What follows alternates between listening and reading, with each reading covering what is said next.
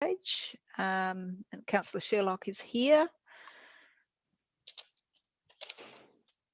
So do we should probably have somebody move to co-opt Councillor Sherlock. Councillor Coates is there. Hello, sorry, hello, Councillor Coates. Hello. So we have no apologies. Item 2 is confirmation of minutes from the last and special meeting. Can I have somebody move that, please? Thanks, Councillor Harvey. Is there any dissent? There's no dissent. Declare that carried. Item 3 is consideration of supplementary items. I don't think we have any. Item 4 is indications of pecuniary and conflicts of interest. Are there any items to declare an interest? A conflict of interest 7.1.3354 Macquarie Street. Thank you, Councillor Datta. Councillor Harvey, have you got a conflict of interest? No. Okay, we'll move on. Transfer of agenda items. I have a request from staff to move in the order of deputations. If we hear 7.1.3 after the first item, can I have somebody move that, please? Thank you, Alderman Barakas. Is there any dissent? No dissent. Thank you. And item 6 is Planning Authority items, considerations of items with deputations. Can I have that moved, please? Thank you, Councillor Harvey. Any dissent? No dissent. Moving along. Okay, thank you. Item 7, committee acting as a planning authority, and presumably all of the committee found the plans and so forth on the separate agenda, separate to the items. So everybody's got those. Thank you. Good. All right, so item 7.1.1 is 63 Davey Street, and we have a number of representors and the applicant and associates. So, Craig, could you let them in, please?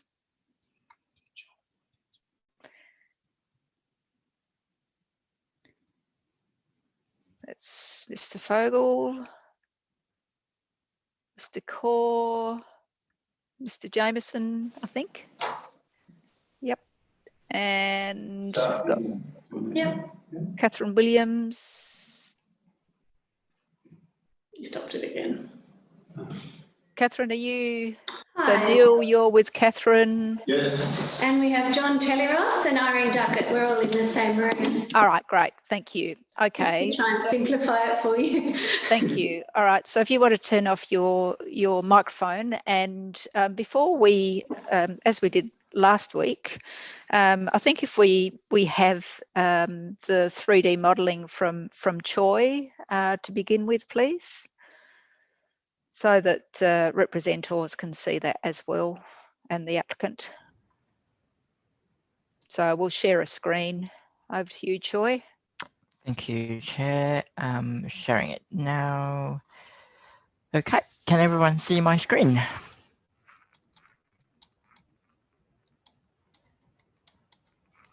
All right, just let me know where would you like me to take you to view the proposal? Perhaps from Davey Street to begin with, okay. And then from Macquarie, as well as have you got shadow diagrams? Yep, I can set it up. That's okay. Thank you. No problem. Okay. All right. So we just okay. Walking along St. David's Park,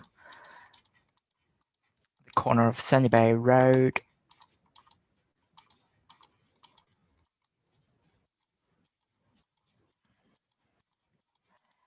And just looking back, and corner of Barrack, I think. Yes. Joy, are you able, Yes. when you can, go back down to St David's Park if you could for me?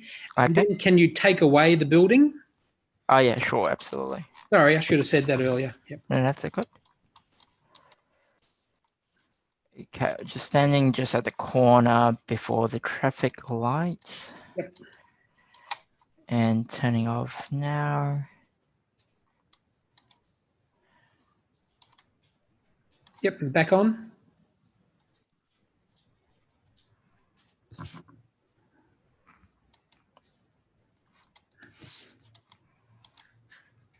Okay. Yep, thank you. All right. And I'm moving now towards Macquarie Street. It's not going to see much here, so I'm just going to move towards Murray. Okay, so that's a corner of Murray and Macquarie.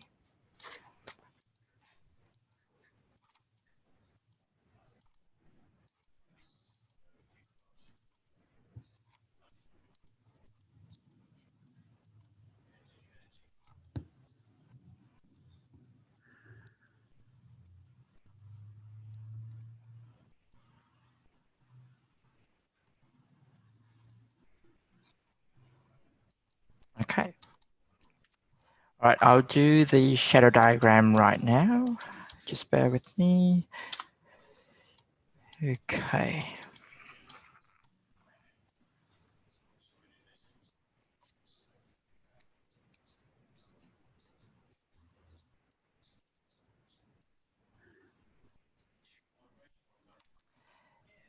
Okay, all right.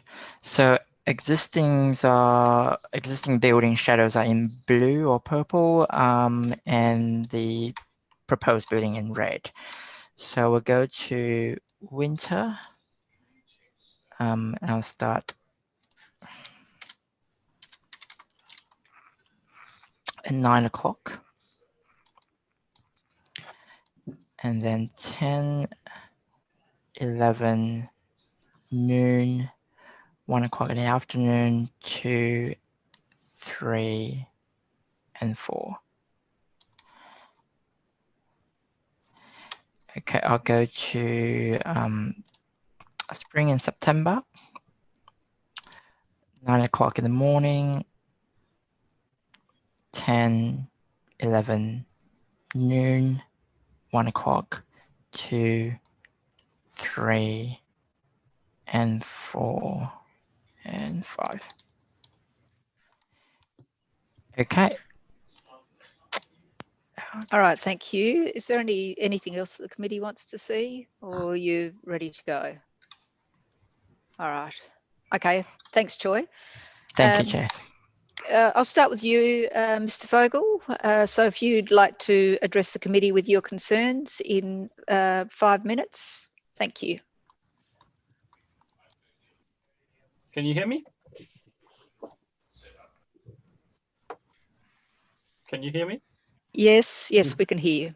Okay, so basically, the proposal is very similar to that we discussed the other day on Macquarie Street. It's way too, I strongly oppose the proposed development and ask the council to reject. The development wants to place the 11-story building on the heritage block that is characterized by single, 2, and maximum of 3-story buildings, including buildings that are heritage listed. While a 3-story facade will infill the current gap in the streetscape, 3-story stone does not fit the criteria of uniformity and continuity, as the streetscape is consistent of 2-story buildings. Figure 9 of the report of part 1 clearly demonstrates that the facade will be 1.5 to 2.5 stories higher than the RAF museum building, and despite the setback equals from a point of view the height of the highest building on Macquarie Street. I want to note that there's again no wind assessment done on this proposal, which can have a significant detrimental effect on the safety. In regard of the traffic impact, it's the same problem than at Macquarie Street. In this case, the traffic report misses several crucial points that will have a high impact on traffic flow on Davy Street, and that can lead to a gridlock that is across the wider Hobart region. The report in their calculation ignores the existence of 4 vehicle parking spaces, which are 4 motorcycles parking spaces. And the report is further flawed as it only looks at regular smooth traffic or operation on the premise. And the report does not consider the wider impact of high frequency events like the need of a car entering the premise, having to stop for pedestrians to pass, lower frequency events like minor incidents within the building where one person has to wait for another to free up the space. The really big problem of this is basically that the access to the car parking is through a lift. And lifts are prone to failures. There's a very narrow passage. There is a height limit, so any car with a roof rack or something will have to dismount the roof rack prior to being able to getting into the car park. There's no space for this to be done. The report considers for calculation of movements is 42 car spaces, but the actual total number is 46, which includes the motorcycles. So there's a fault in the report. 4.5 movements. The numbers basically per the traffic report limits the car to the operation of the car lift, 2 spaces. Service time for cars arriving at the ground level is estimated to be between 0.5 and 3 minutes. The calculation appears only consider the possible speed of the elevator and are highly theoretical in nature. They do not consider any potential delays caused by a driver entering, exiting. The report neither considers the potential impact of one lift space being out of order, which could quite frequently happen in those things. In the latter case, one lift would have to service all cars using their own calculation, not considering operator errors. It basically would impact traffic, or any car entering the premise basically has to stop for pedestrian, and that would require every 2 to 4 minutes that traffic on the right-hand line has to stop. And the traffic report further missing the impact of traffic to the proposed development in this regard. 30 seconds, Chair. Would you like to summarise, Mr. Vogel? At the end of this day, this is again one example of so many that have come before this council, this flow of proposals burdening the Hobart City Council with the flow development that are all highly disrespectful to the heritage character of Hobart, that are heavily impacting on the already strained infrastructure of Hobart. I want to make here a comment on the proposed height limit. My suggestion for council is that the height of any development should be limited to a height that does not overshadow half of the street, or at least the opposite pedestrian walkway in winter. And again, I do ask the committee and the Hobart City Council to reject this proposal. Thank you very much. Do we have any questions for Mr. Vogel? Alderman Barakas. Yes, thank you, Mr. Vogel. Just in regards to your concerns about parking and the issues about the elevator, just how does that differ from, I suppose, any other residential apartment building in Hobart, or any other proposed residential apartment building? Like how is that something, you know, if we've had plenty of you know, varying heights apartment buildings that have been approved and rejected, how is the nature of the car park here of any specific concern? The nature of the car park is very specific in a way, and I'm not aware of any other residential building with 2 levels of car parking which is accessible through a car lift.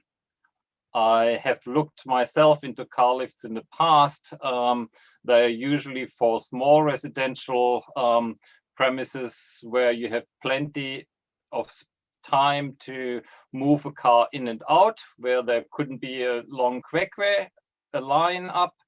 And especially in this case with 42 car spaces, and even with their own calculations, if there's one lift out of order, which could at any time happening, any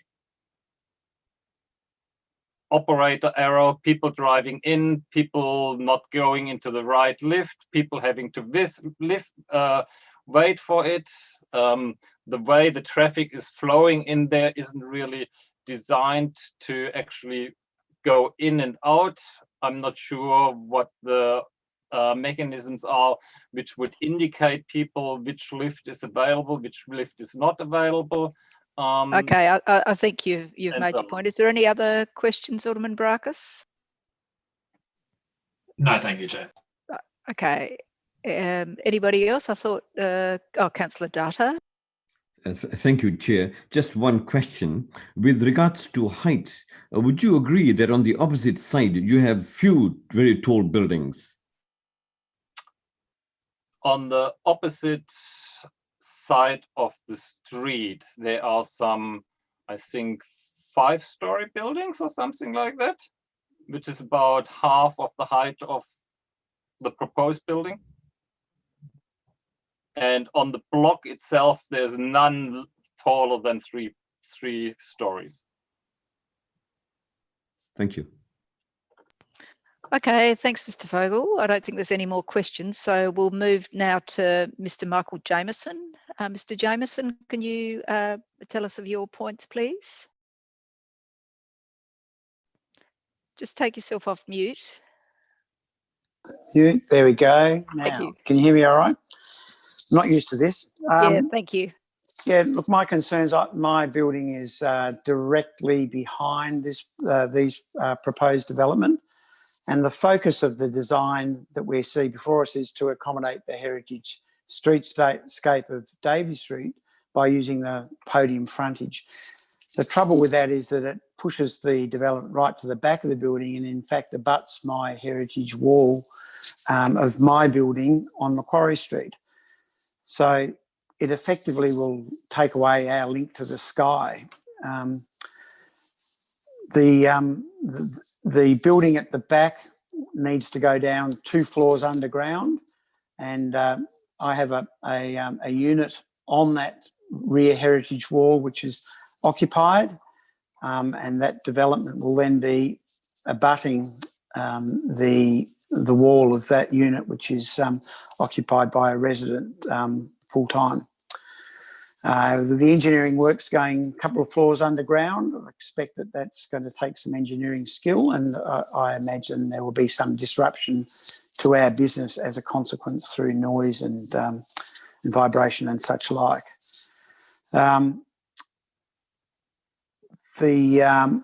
The building will overlook my premises, so we've got from the 3rd floor up, we'll have lounge rooms looking directly into our property, both an Airbnb area upstairs, as well as the physio business downstairs. So there'll be a loss of privacy as a consequence of that directly.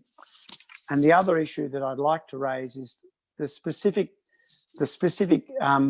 heritage precinct issue, and as defined by the state planning provisions, the heritage precinct means an area that's been identified as having particular local historic heritage significance because of the collective heritage value of individual places as a group of their streetscape or townscape values. We've seen a number of developments being proposed in this area, and some have been approved. And across the street from my own building in Macquarie Street, we're seeing tall buildings having been approved, and the IBIS having been built directly across the road from us. They've diminished and harmed the Macquarie Street precinct, and really give rise to the question of value of the heritage status.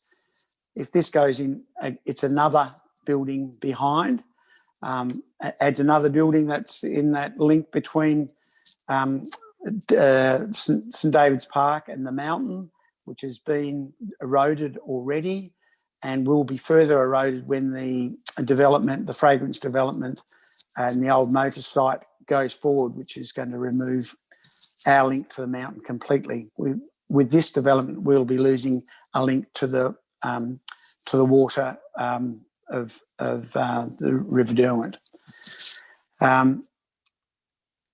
We're quite concerned also that there's a use of precedents in these arguments, and we're seeing a number of proposals, and the Welcome Stranger was rejected based on its height. And my underlying concern is if this development goes ahead, we'll no doubt see that one be re-emerged, and this whole area will become a concrete block, tilt slab arrangement of unattractive buildings around a number of heritage buildings along my side of Macquarie Street.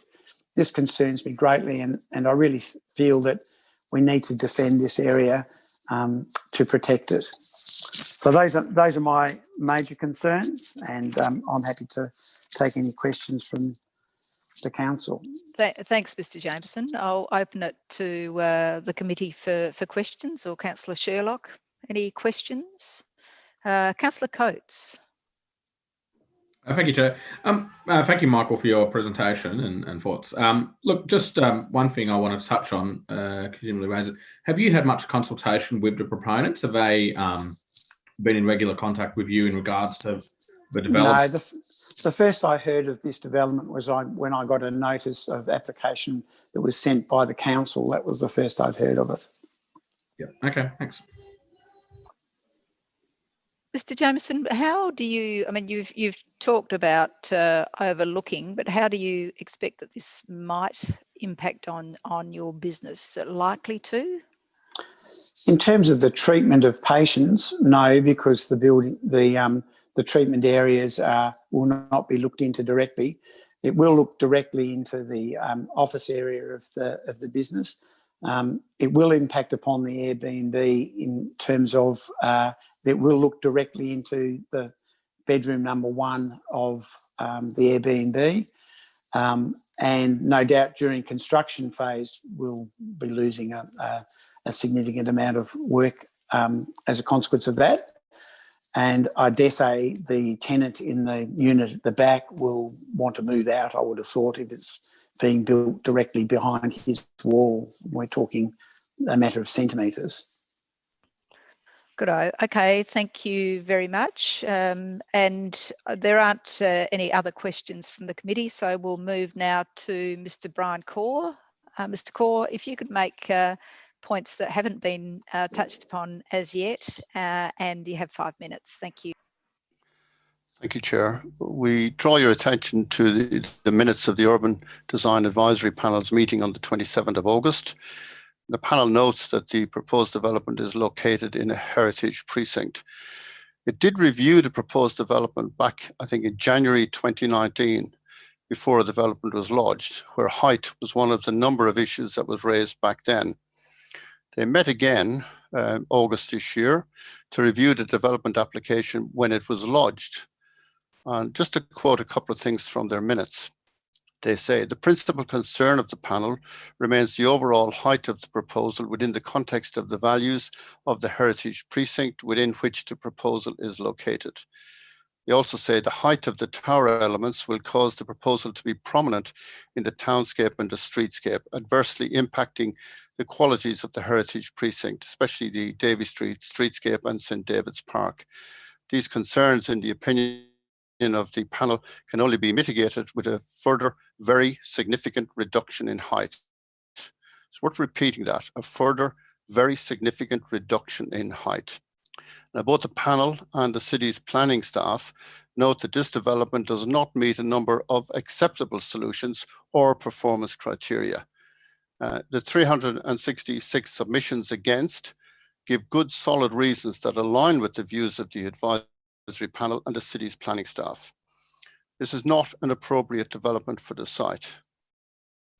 To quote the panel, it requires a further very significant reduction in height.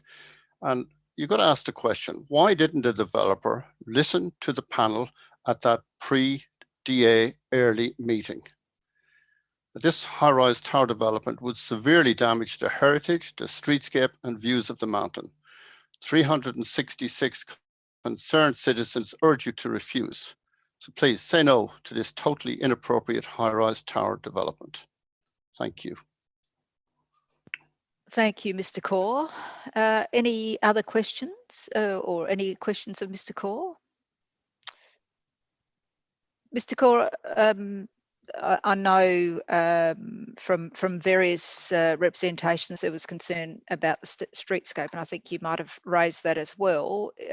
Is there specifics that you feel are not appropriate in relation to that? I think the shadow, the 3D mapping earlier on showed it very clearly that as you walked up from any direction on either Macquarie or Davy, you could just, this building would dominate and really just detract from the views along the street. And as also it would, you know, take away views of the mountain from down this St. David's Park side of as you walked up. Thank you. Councillor Datta. Thank you very much for your presentation. Just one question. Would you agree that the advisory council you referred to is simply an advisory body?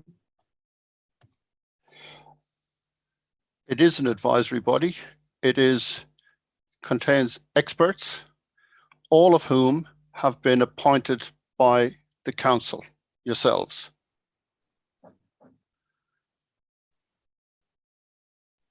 Further questions? Okay, it looks like there are no further questions. So thank you, Mr. Cora. And I'll now call on the applicants with Mr. Teleros, Catherine Williams and Neil McIntosh from Jaws Architects and Irene Duckett from Irene Inc., who's the planner. Could you address some of the issues that have been raised by the during the deputations, please?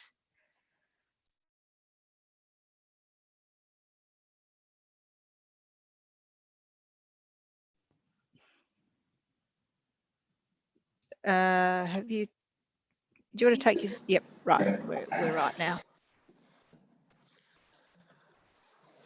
Do you want to go through? Who's going? You can. Neil McIntosh here. Would you like to ask a specific question? There was a fair bit there to respond to. Okay, all right. Well, we can ask a few questions just in relation to the height and the impact on those neighbouring properties, and also perhaps you can explain what sort of discussions there might have been with neighbouring properties, please. Well, I guess when we were designing the building, we're very conscious of, I guess, the streetscape and the requirements of the planning scheme, which essentially allows a stepping building as a deemed to satisfy a solution. The lower element can be 15 metres, and we're within that zone, but we're actually lower than that because we wanted to respond to the adjacent buildings, and we are no higher than those on Davy Street, and we're very conscious of working with the fenestration of those buildings and the materiality.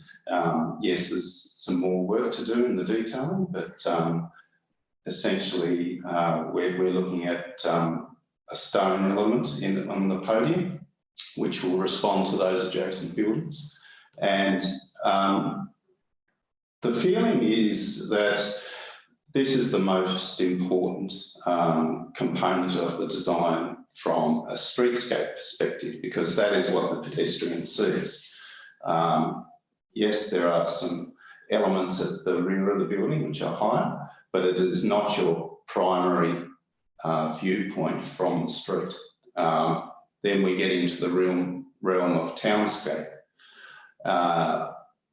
And the buildings to the rear of the site have been broken down, and they are equivalent in height to many of the buildings along the Macquarie Ridge.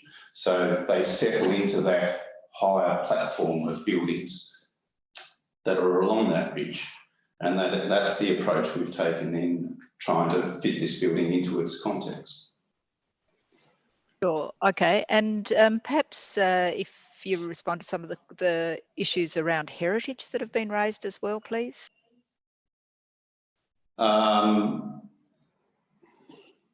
Can you ask one specifically? Just in relation to the precinct as a heritage precinct, in particular, and how it responds to other buildings, again, in relation to their importance as heritage buildings. Well, I guess, you know, in some way I've already answered that. I think we've settled the building into its streetscape. And then from a further viewpoint, you know, it sits into the cityscape. Yes, it's perhaps the most significant building in that area, apart from St Helens Hospital, but which sits behind the building.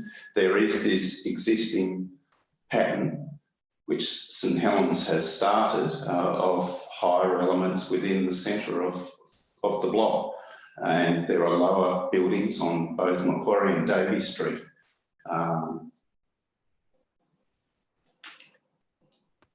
Okay, thank you. Look, I'll hand over now to Councillor Harvey. My question relates to Mr. Jameson's concerns. You might have touched on it, but I might have missed it. But how would you manage the construction when you're right up against the back of his building, against his wall, and you'd need to be going down 2 floors? Could you address some of his concerns, please? I can attempt to. I'm not an engineer, but we have met with engineers. We have met with the engineers, and they're comfortable with the design. It's actually set in about 1 metre, which allows us 3 metres. 3 metres, approximately. Which allows us to excavate and put hoardings up, so there's no subsidence. So it's common practice in urban sites. So, you know, we're confident that there'll be no detrimental effects in terms of the excavation. Mm-hmm. And can I just ask, how do you feel about having a project similar to the Welcome Stranger and to the Collegiate one, and the future direction of Hobart with regard to higher density buildings across the landscape? What's your feel for this? You know, do you think that this will ultimately occur, and will Hobart be a better or a very different city in the future if your project went ahead and the Welcome Stranger came back and went ahead, and the Collegiate one, as well as whatever else is in the pipeline, another hotel opposite Mr. Jameson's? So what's your vision of the future of Hobart? That's a good question. I think urban density is something that we need. We can't let our suburbs keep sprawling. We have to address it. We have to do the best we can to accommodate a growing population. We can't afford to have, you know, public transport going out at way out into the countryside. You know, it's just not viable, along with all the services and infrastructure that goes with it. So we have to address this, and, you know, it's starting to happen in Hobart. And yes, as a collective, we have to be conscious of not losing the character of Hobart and finding some middle ground. And, you know, this is what's starting to happen in Hobart. And, you know, there's some issues with the sites in Hobart. They're very small, and, you know, it's really hard to get a development that can be financially viable and address some of those issues of a growing population. So that's part of the problem. Well, just to follow up, but some of the projects that have been successful aren't as high as this, and they've made it through the planning scheme, sometimes on the second pass. So I guess it's that, you're right, it is that compromise between what's acceptable to the community, what's acceptable to the planning scheme, and what does help us start to create more sustainability. So how do you feel about some of those other projects that are lower rise, that have met the requirements of a higher density area? Councillor Harvey, I appreciate the discussion and the question, but I'd sooner that we stuck to the item at hand. Yeah, I if you do wouldn't think mind. the philosophical side of it is really important, so we see where we're tracking. Well, perhaps it is, but I think we'll go on to somebody else's question. Councillor Datta. Thank you very much, Chair. Just two questions. One is, would you consider, or the applicant consider, reducing the height, as has been quite emphatically stated in the staff report and also the advisory report that we have received? That's point one. And point number two.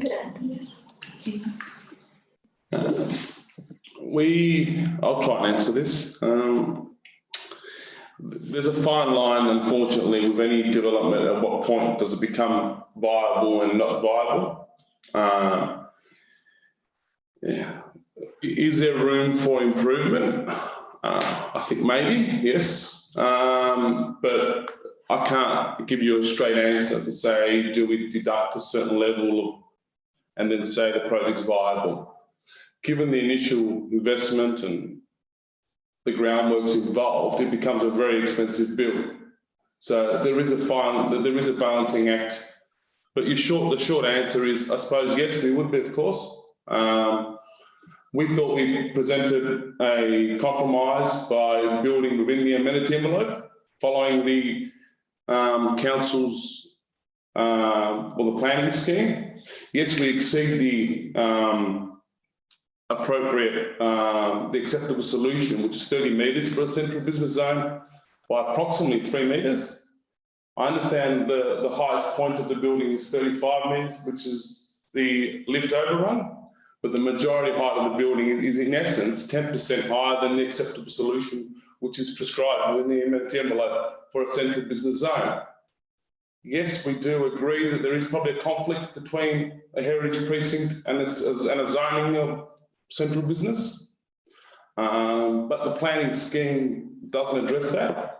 It provides us with an amenity envelope which has been designed with heritage adjacencies. Now, a heritage precinct has got heritage adjacencies. So we've designed exactly as prescribed within the amenity envelope for heritage adjacencies. We've done the same setbacks, so the height of 15. We've come in 15, we've gone up 15, and we exceeded by 10%.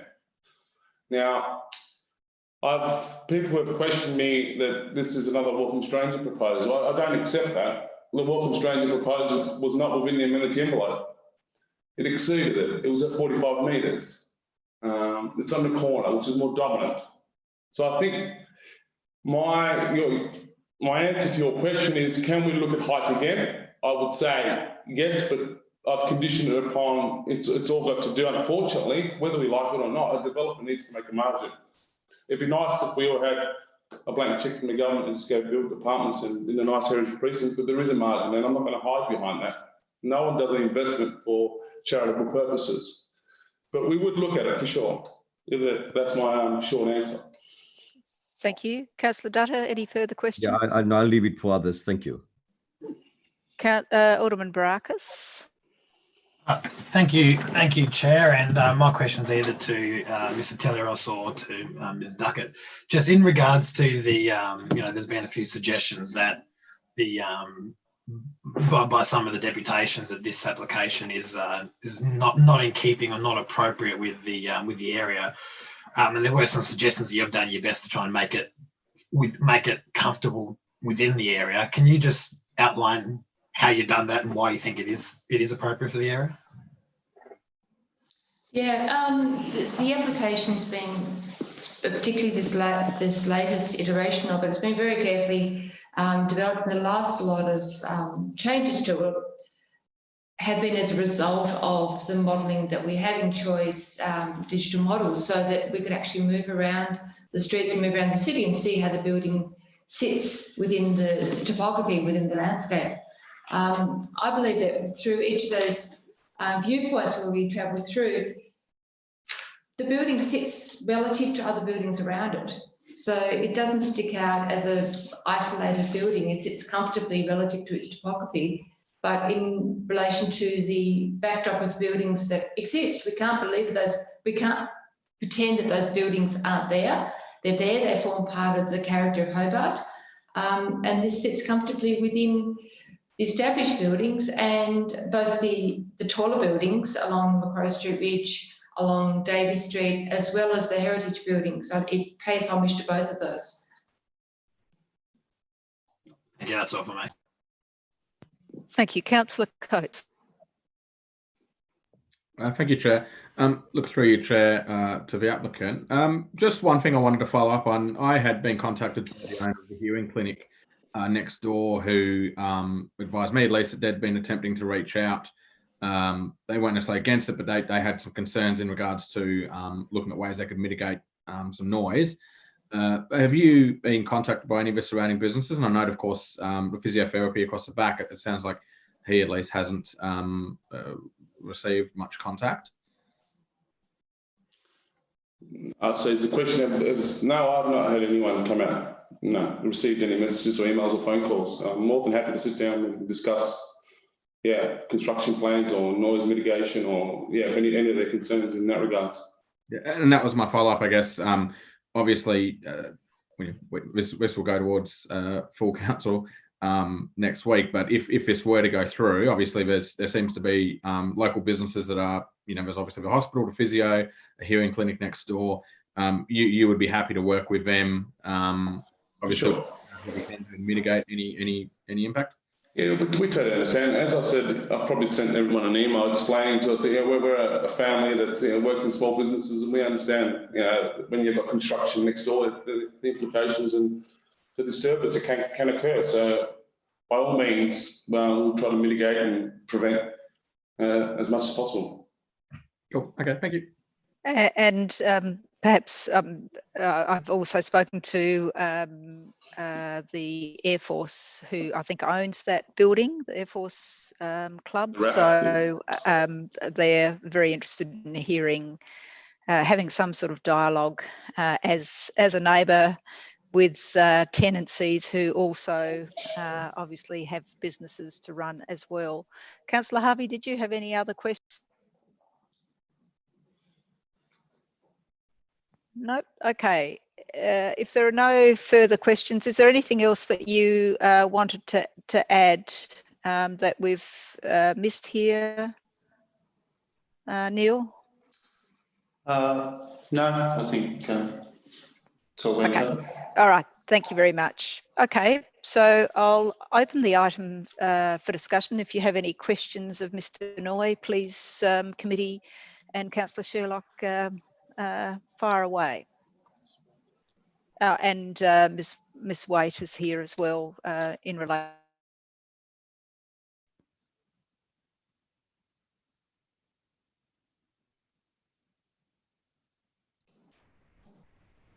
Alderman Barakas. Thank you. Thank you, Chair. Just for just a couple of questions. Could you just, Catherine, could you turn your mic off, please? Thank you. Sorry, Alderman Barakas. Right, all good, thank you. Just a couple of questions. Just to confirm, I suppose, from the director, if the building was to be within the 30 metres, it would pass the acceptable solutions for that criteria, would it? Not that apparently means that much these days, but just to clarify that. Through you, Chair, yes, that's correct. It would certainly satisfy the building height criteria. Thank you. Okay, thank you. And this one would be to the Ms. Waite. Just in regards to, and let me just get the page. What page is it? Page 15 of the heritage report. It does say that a building that was 2 or 2.5 stories high would be more appropriate response where the heritage and streetscape values are the most significant in Hobart. Is that suggesting that a recommendation of approval from the heritage perspective wouldn't be forthcoming if it was above that, even if the building fell well within the acceptable solutions as far as the building envelope and heights?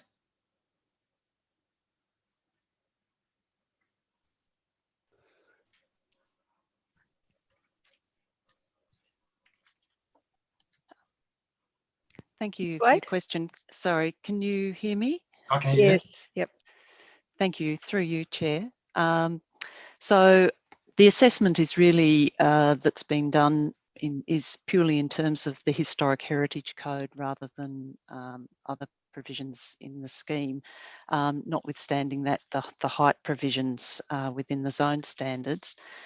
However, that comment relates to the context of the streetscape. It is really purely the context and the setting of the streetscape and the existing streetscape. It is a comment about the height of the buildings that are on Davey Street. They are 2 stories, 2.5 stories, as in buildings with attic spaces. That is the height of those buildings in the block between Harrington Street and Barrack Street. There are no other buildings higher than that, and that is really just the context of that statement. So it is certainly one of the most significant streetscapes in Hobart because of the scale and the proportions of the buildings in that street. Okay, so that means that if something was above the 2.5 story limit on that streetscape, there wouldn't be a recommendation of approval forthcoming. It would depend on if there was a 3-story block put there that was being proposed instead of what's currently being proposed, would the recommendation be the same from a heritage basis? It's very hard to answer that question without seeing a proposal. It does depend on how the facade is resolved in its design. Okay, look, I just find that statement confusing on that context then, but that's fine. I'm able to move on from that. I've got no more questions at the moment, Chair. Thank you. Alderman Briscoe. Thank you, Chair. Look, I think the report is a very strong report for refusal on a number of grounds. I'm happy if you wish to take, I'd like to move the officer's recommendation if it hasn't already been moved. Thank you, Alderman Briscoe. Would you like to speak to that?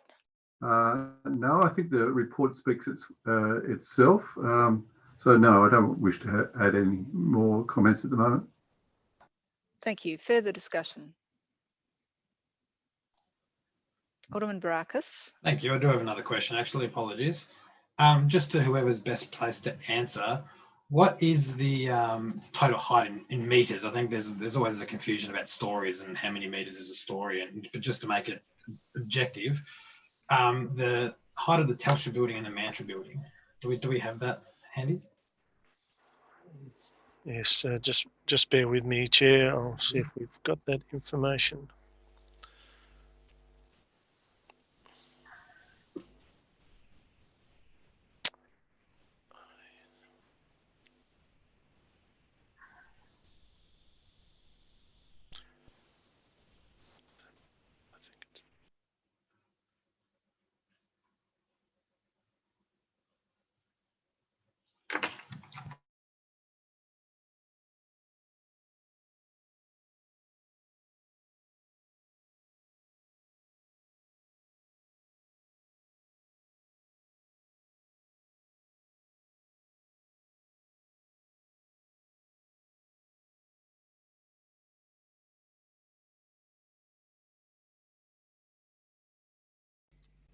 Through you, Chair, the Telstra building and the other one immediately adjacent is 5 to 6 story high, and the report makes reference to those 5 to 6 story high buildings of having heights of 26 metres, 28.9 metres and 19.73 metres. So in that order. I can't clarify the exact of those, which one's which, but it's in that order. I was muted. Thank you very much for that. I'll just add some comments then. I think it is interesting that we've got some, very large buildings within the immediate vicinity. And I know that there's some suggestion that we shouldn't be considering them, but I think that's we can't pick which buildings we choose to include, and when we're comparing the streetscape. And I think to have buildings just across the road that are almost the same size, and to try and pretend that they're not relevant in the consideration, I think is false. But look, I think it appears that the writing's on the wall as far as how the committee is going to vote on this one, and as foolish as it might be to try and preempt the will of the committee or the will of council. But I think there's one thing that no one can accuse the council of being, or the planning committee of being. It's inconsistent. I think at least this time that at least the committee has the luxury of having the officers having written a justification for refusal for them, rather than having to make it up on the fly as was done last week. But look, I think this is a bit disappointing. I think that there was very clearly scope to try and find a way to get this to be an approvable project, and it does seem clear that there's once again a intention to block this and block development. I think block what could be very suitable development, especially on something that could be very slightly altered if members were particularly uncomfortable about certain aspects of it. But look, I won't offer too much more. Point of order. Councillor Datta, you have a point of order. I think it is not appropriate to imply that there's an intention to block. I think that's quite serious. I take your point, but it's not really a point of order. Continue, Alderman Barakas, and if you can keep to the topic, please. Oh, thank you, Chair. I thought I was, but look, I won't prattle on too much. I think that we heard from the developers that I think the points that they made were points that I've been making for a long time. Just because there's certain things that certain councillors don't particularly like the design on, or like the aesthetics on, or would prefer to see something look a different way. We do live in a city that is growing. We do live in a city that does need a certain amount of added stock as far as housing, and as far as our ability to maintain and facilitate the growth of the city. And I think for us to continue to take the tack that is happening within planning and happening on council, and the priorities that we continue to show on the planning committee, I think will only lead to a certain level of urban sprawl that I don't think is good for anybody, and I don't think is good for the infrastructure demands on the city as more people are coming in and out of the city. I think these are all things that we shouldn't be looking in or out of context or in isolation with each other. But look, I think ultimately I don't see this as a building that's, whilst yes, look, it is taller than the buildings in the immediate surrounding, but I think to suggest it's something that's any bigger than the building next door is unreasonably impacting on the skyline. I think we saw from Choi's diagrams and the 3D modelling that, apart from one or two particular angles, any view of the mountain from that street's already blocked by the existing building. So I don't think that there's an unreasonable impact on the heritage nature of the building. I don't think the existence of another building detracts from the ones that exist. And I don't subscribe to that view at all. I'm not comfortable voting to reject this. I would have thought that we would have had a way forward on this, and the way forward to get a win-win situation for everybody. Clearly not, and we'll see what happens next week in council, but look, I'll leave it there, Chair. Thank you, Alderman Barakas. Councillor Coates. Look, thank you, Chair. Just for the purpose of discussion, to give a lot of my thoughts upon reading this assessment and hearing the applicants. But look, I've made a point before. I think the proliferation of tiny apartments isn't a great thing, but the role here is not to do that. It's to see if this does not fit within the planning code, and if they're allowed to build. And look, from my reading of it, I think they've got a pretty strong case. Look, the point's been made, but I think, I mean, reading through the officer's report, page 26, it lists out there are significant buildings within 100 metres of this one. And look, I guess it's always going to be subjective when it comes to the heritage, but you know, rather than going for the big box design, if you like, they've clearly designed it so it does have that step one. And I mean, you can see that the front facade is going to be in line with what is on the left-hand side, and as you step down the street going down on the right-hand side of it. So look, I'm always loath to vote against something that, in my opinion, will then be lost on appeal and end up costing ratepayers. And look, if it wasn't for the fact that directly behind this building is the Ibis, and so looking at it, you know, you don't necessarily, you know, you just see this up against a tall building that was allowed behind.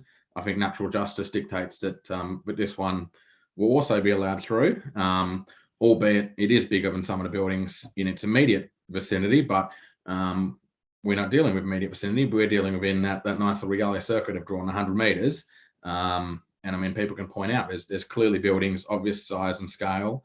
And as we just heard, I mean, you know, it is zoned in city commercial. That said, I guess we do have a week now before next week, and it does concern me that they haven't engaged with the neighbours. I think there's, you know, for obvious reason, there's neighbours in the vicinity, and they all know that this is zoned in a city.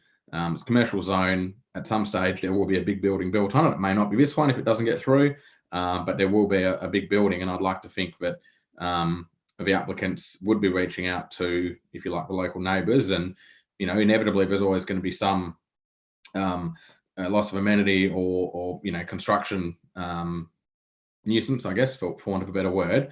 But I think you know, it is good when it can happen, that can happen in advance of coming forward.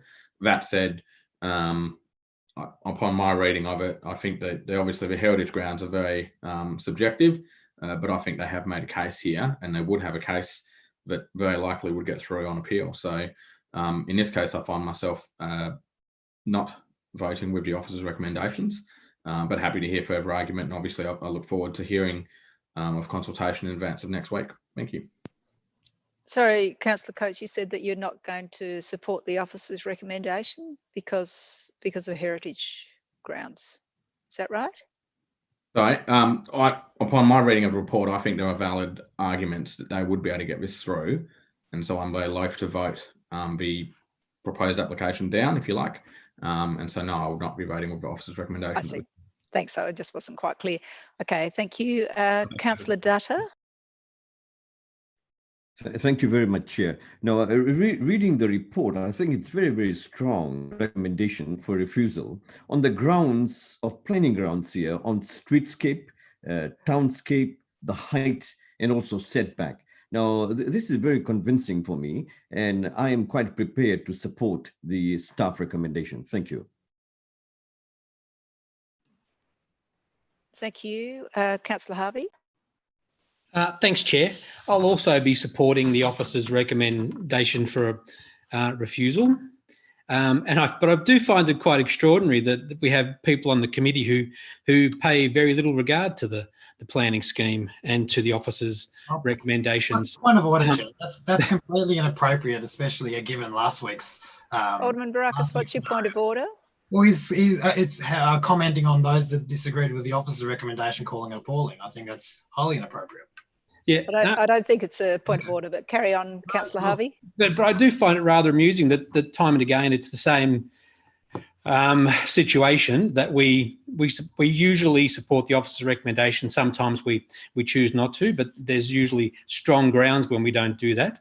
So I'm happy to support the officer's recommendation tonight, and I hope that it's a unanimous decision, but clearly it won't be, that there are two that will be challenging planning scheme and challenging the officer's recommendations. So I think it will be, the officer's recommendation will be supported tonight, which I'm pleased about. Thank you. Alderman Barakas, did you have something else you wanted to add? I did. I felt that I need to respond to that, Chair. Well, yeah, you have summarised, so.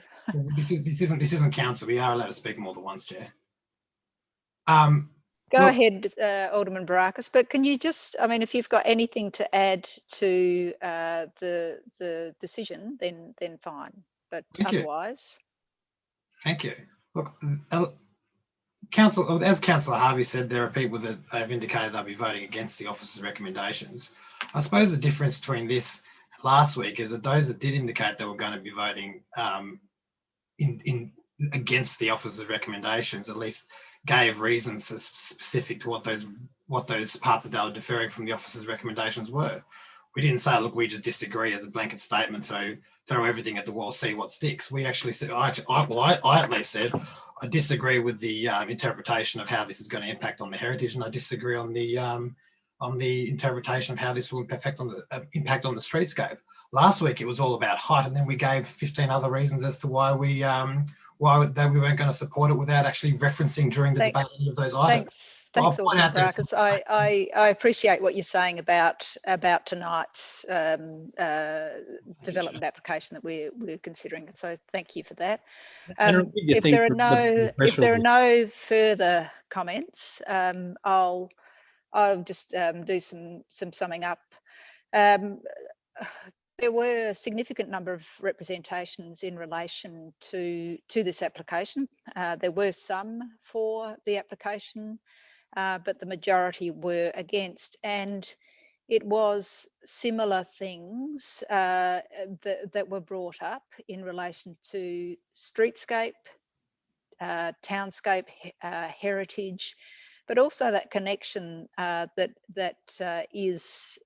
makes our city so special. So things like that connection between the river and the mountain, that connection with what's important in our city. So I mean, a lot of those things are very ephemeral, but still important in the context of what people think really makes this city.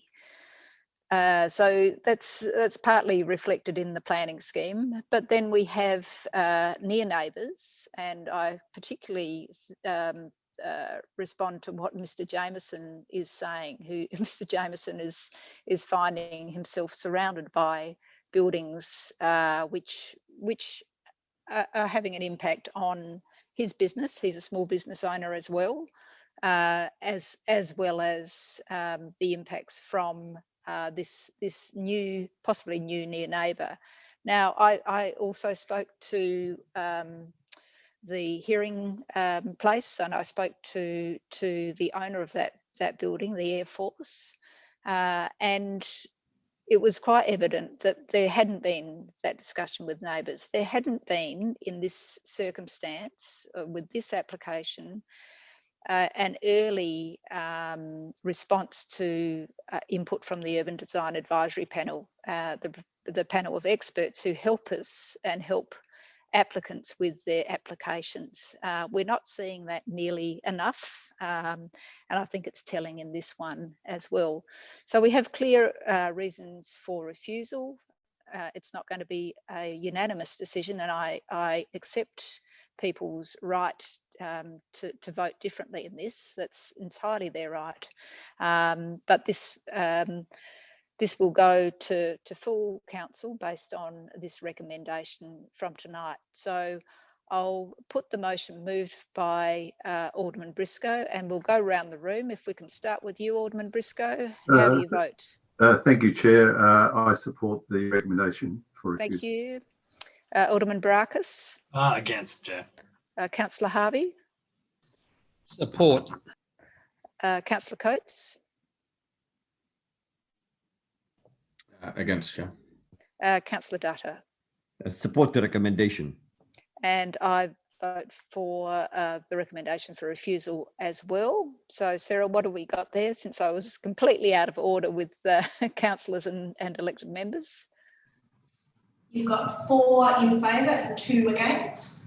All right, thank you. So that refusal is carried, and that will go to full council next week. Thank you. So, Craig, if you can let applicants in, the applicant in for 7.1.3, which is 354 Macquarie Street, South Hobart, and I think you'll have to take Councillor Datta out of the room. Thank you. Thank you. All right, so I'll hand over to you, Mr. Hills and Mr. Stevenson, once your audio comes on.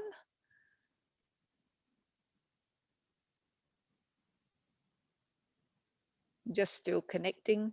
This might take a little while.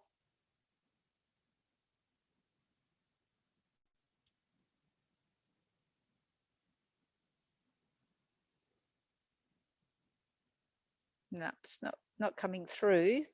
Anything to be done, Craig?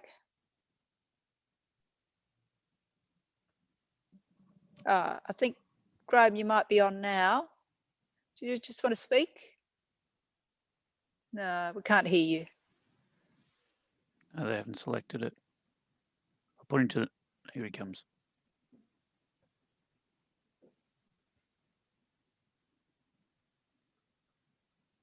What's happening there, do you think? Option on the screen to select audio. Can you see that, Graham? Can you see the option to select audio?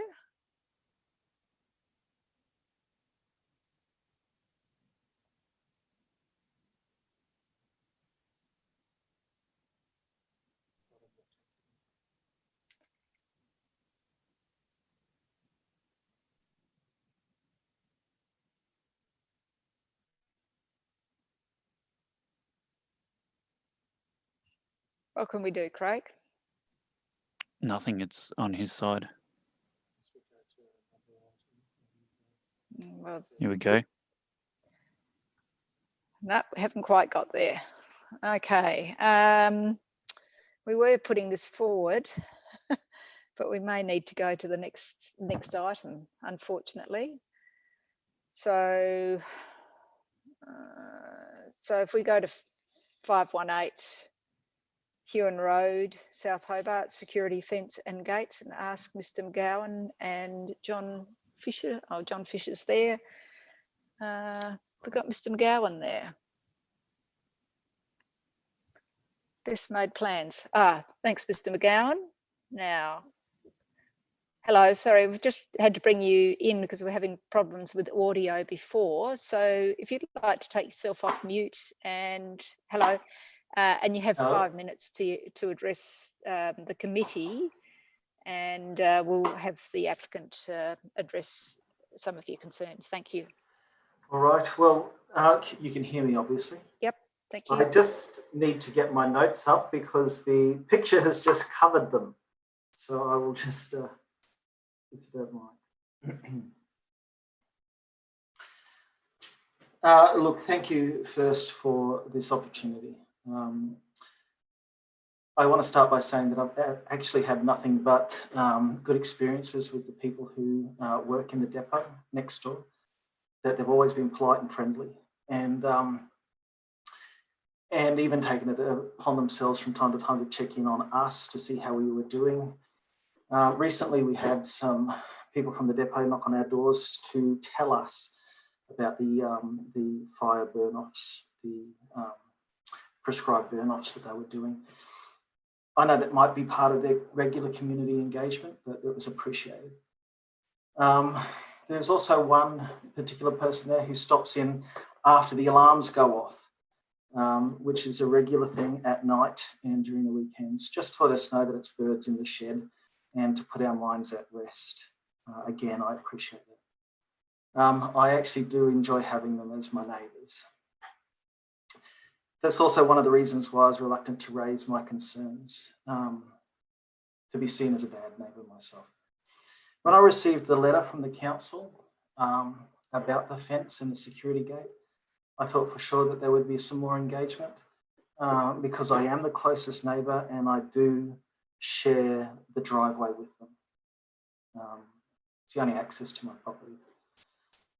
The IAP2 spectrum, the International Association for Public Participation, the community engagement spectrum, indicates that an organisation like the Hobart City Council should engage with stakeholders to the degree that they are impacted by a project or the impact that they can have on a project. And I realised there was no follow-up from them and no engagement. So I realised pretty quickly that they either saw me as not impacted by the project or unable to influence it. So I did put in a representation about my concerns. I note that some of those things have been addressed in the recommendations, things like the weeds and the rubbish at the boundaries. However, my main concern was not, which is that the access to and from my property has not been properly considered if the gate was to go in a planned location. Right now, there's only occasional problems with congestion, and they're pretty easy to live with. But that's because of where the gate is located. It's usually open during the day. It's not an automatic gate. And however, recently when those burn-offs that I mentioned occurred, that gate was locked, and fire vehicles started to back up in my driveway from the point of the gate all the way back through to Huon Road. And as I tried to leave for work, I couldn't get out. And they tried to jockey backwards and forwards to let me out, but I didn't think that that was practical or safe. And so I called in to work and came in a little late, which is something that I would not always be able to do. However, the driveway was blocked for maybe 13 minutes. I believe that the lack of access to the car park is actually the problem there. Vehicles had nowhere else to go except my driveway. I believe that the gate being put in that proposed location would just make that worse. I did not complain at the time, again, because I didn't think it was neighbourly, but I see now that that was probably a mistake. I think that the gate should be located a few metres back and further towards the back end of my boundary. If that was so, there would be more room for vehicles to wait, probably less noisy too. And I think I understand the need for security. All I'm asking is that there be some consideration, some engagement with me as the neighbour, and I would be very, very happy to discuss with them my concerns if they are amenable to it. That's it. Thank you. Thank you, Mr. McGowan. Are there any questions for Mr. McGowan from committee? No questions. Well, we have Mr. Fisher, who is acting for the applicant for council. Mr. Fisher, you've heard some of the concerns raised. Could you address some of those, please? Yes, through you, Chair. I assume you're able to hear me now? Yes, thank you. And see me, I hope. It's always a pleasure. Look, Mr. McGowan's raised a number of issues in his deputation, but has raised two specific issues there that I can refer to. Mr. McGowan refers to a blockage of his driveway during a period of hazard reduction burn. And it's unfortunate we didn't understand that at the time, because that was the Tasmanian Fire Service and not the City of Hobart. That burn was a proposed burn on the northern side of Huon Road that had been proposed and was delayed due to neighbour complaints and eventually cancelled.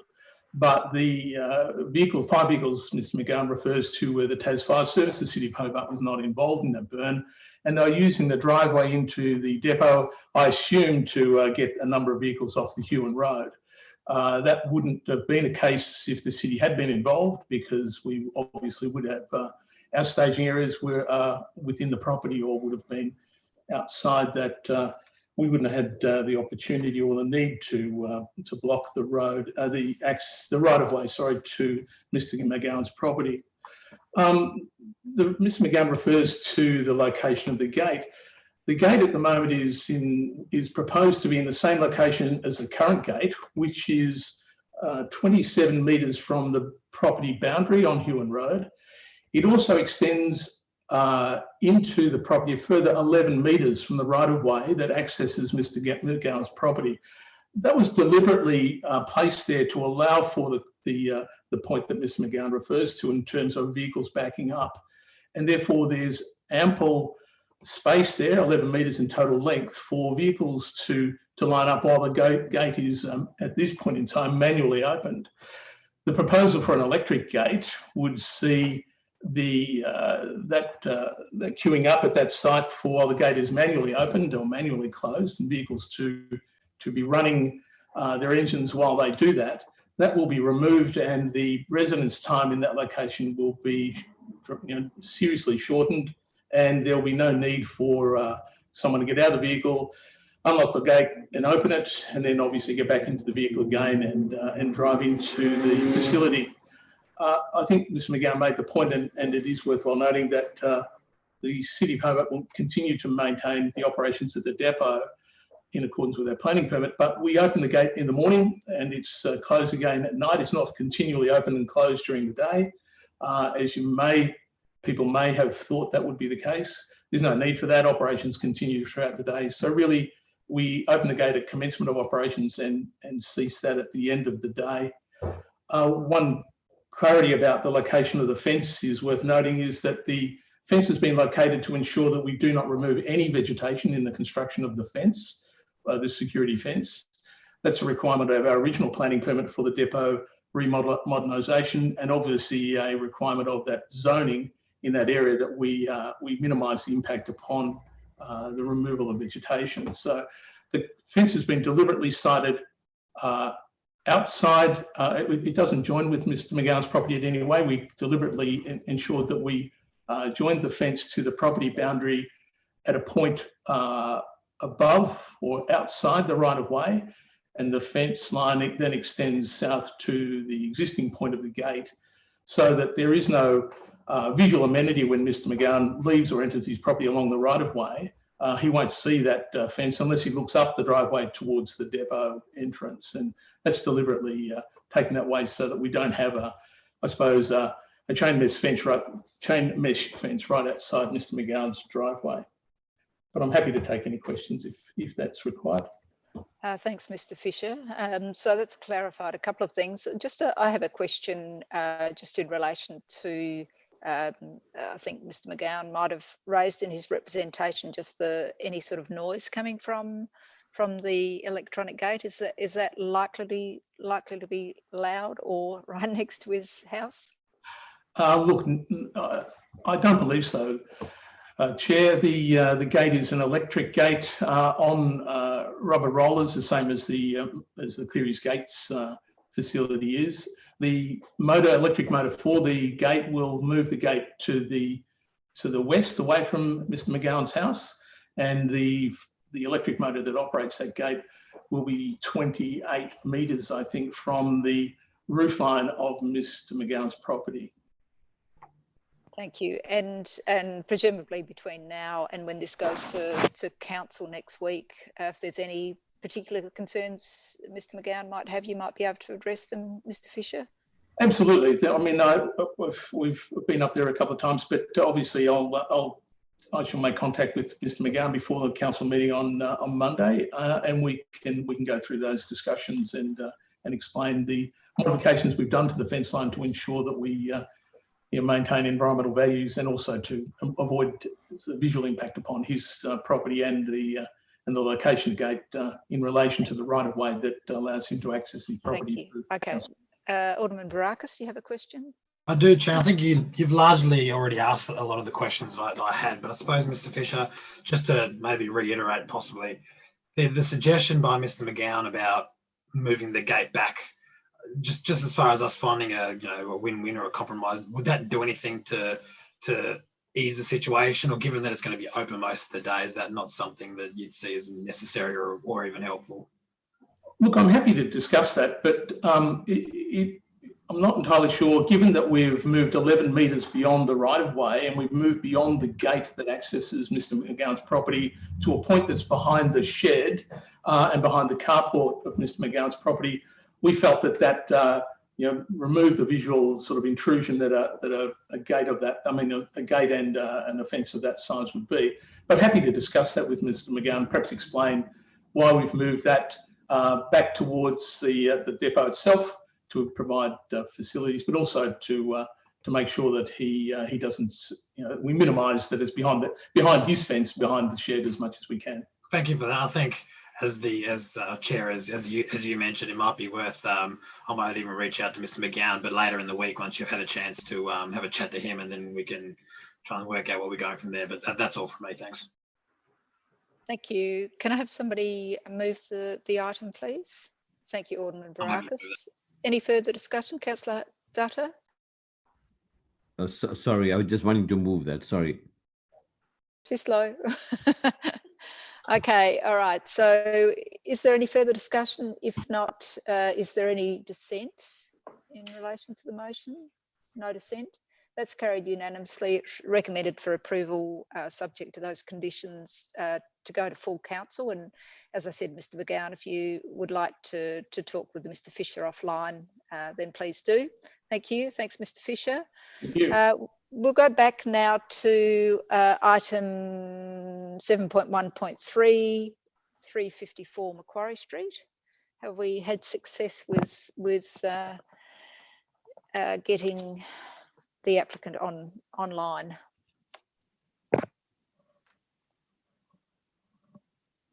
They have left and haven't come back. Okay, Sarah, do you think you could see if you can rustle them up or something, please? We'll make some phone calls, Chair, and come back to you. Wonderful, thank you.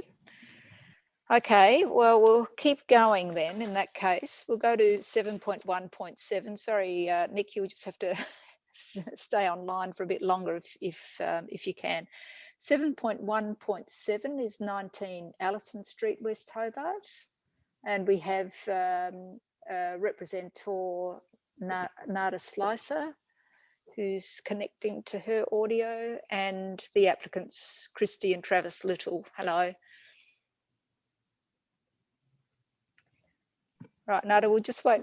Oh, so we've got your audio now. So you have 5 minutes, Ms. Slicer, to address the committee.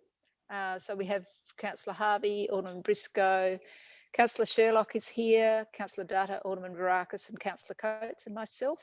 So 5 minutes to raise your concerns. Thank you. Thank you. Well, thank you for allowing me to present my views and concerns and those of two representatives, additionally. In addition to my own statement, I'll read one on behalf of the neighbour in Blackwood Avenue, Alison Stops, whose property adjoins that of the applicant and who's unable to attend due to the recent death of her mother. I'll also read a statement on behalf of Annie Bird, who lives at 21 Allison Street. She was recently discharged from hospital and is also unable to attend and doesn't feel that her representation that she originally gave was given proper consideration or acknowledgement. So I'll start with my statement. The first concern about the proposed deck is addressed in the interim planning scheme, the General Residential Zone Clause 10.4.6, privacy of all dwellings, notably acceptable solutions, which requires that a deck or a balcony that has a finished floor level of more than 1 metre above natural ground level must have a permanent fixed screen to a height of 1.7 above fixed floor level, with a transparency of no more than 25% where the setbacks less than 3 metres from a side boundary. This proposal doesn't meet this on either side of the proposed deck, which are 1.3 and 1.9 metres away respectively. Therefore, performance criteria is what we go to next. And a balcony greater than 1 metre high must be screened or designed to minimise overlooking of a dwelling on an adjoining lot or its private open space. The proposal that's been put to the council doesn't meet the performance criteria. On my property on the northeastern side, the topography slopes downwards very noticeably, and the proposed deck would indeed be visible and overwhelming from my private space. A structure that starts with a finished floor level of 2.7 metres, topped by a privacy screen or a glass balustrade along a noticeably sloping terrain would easily reach up to 5 metres, in my estimation.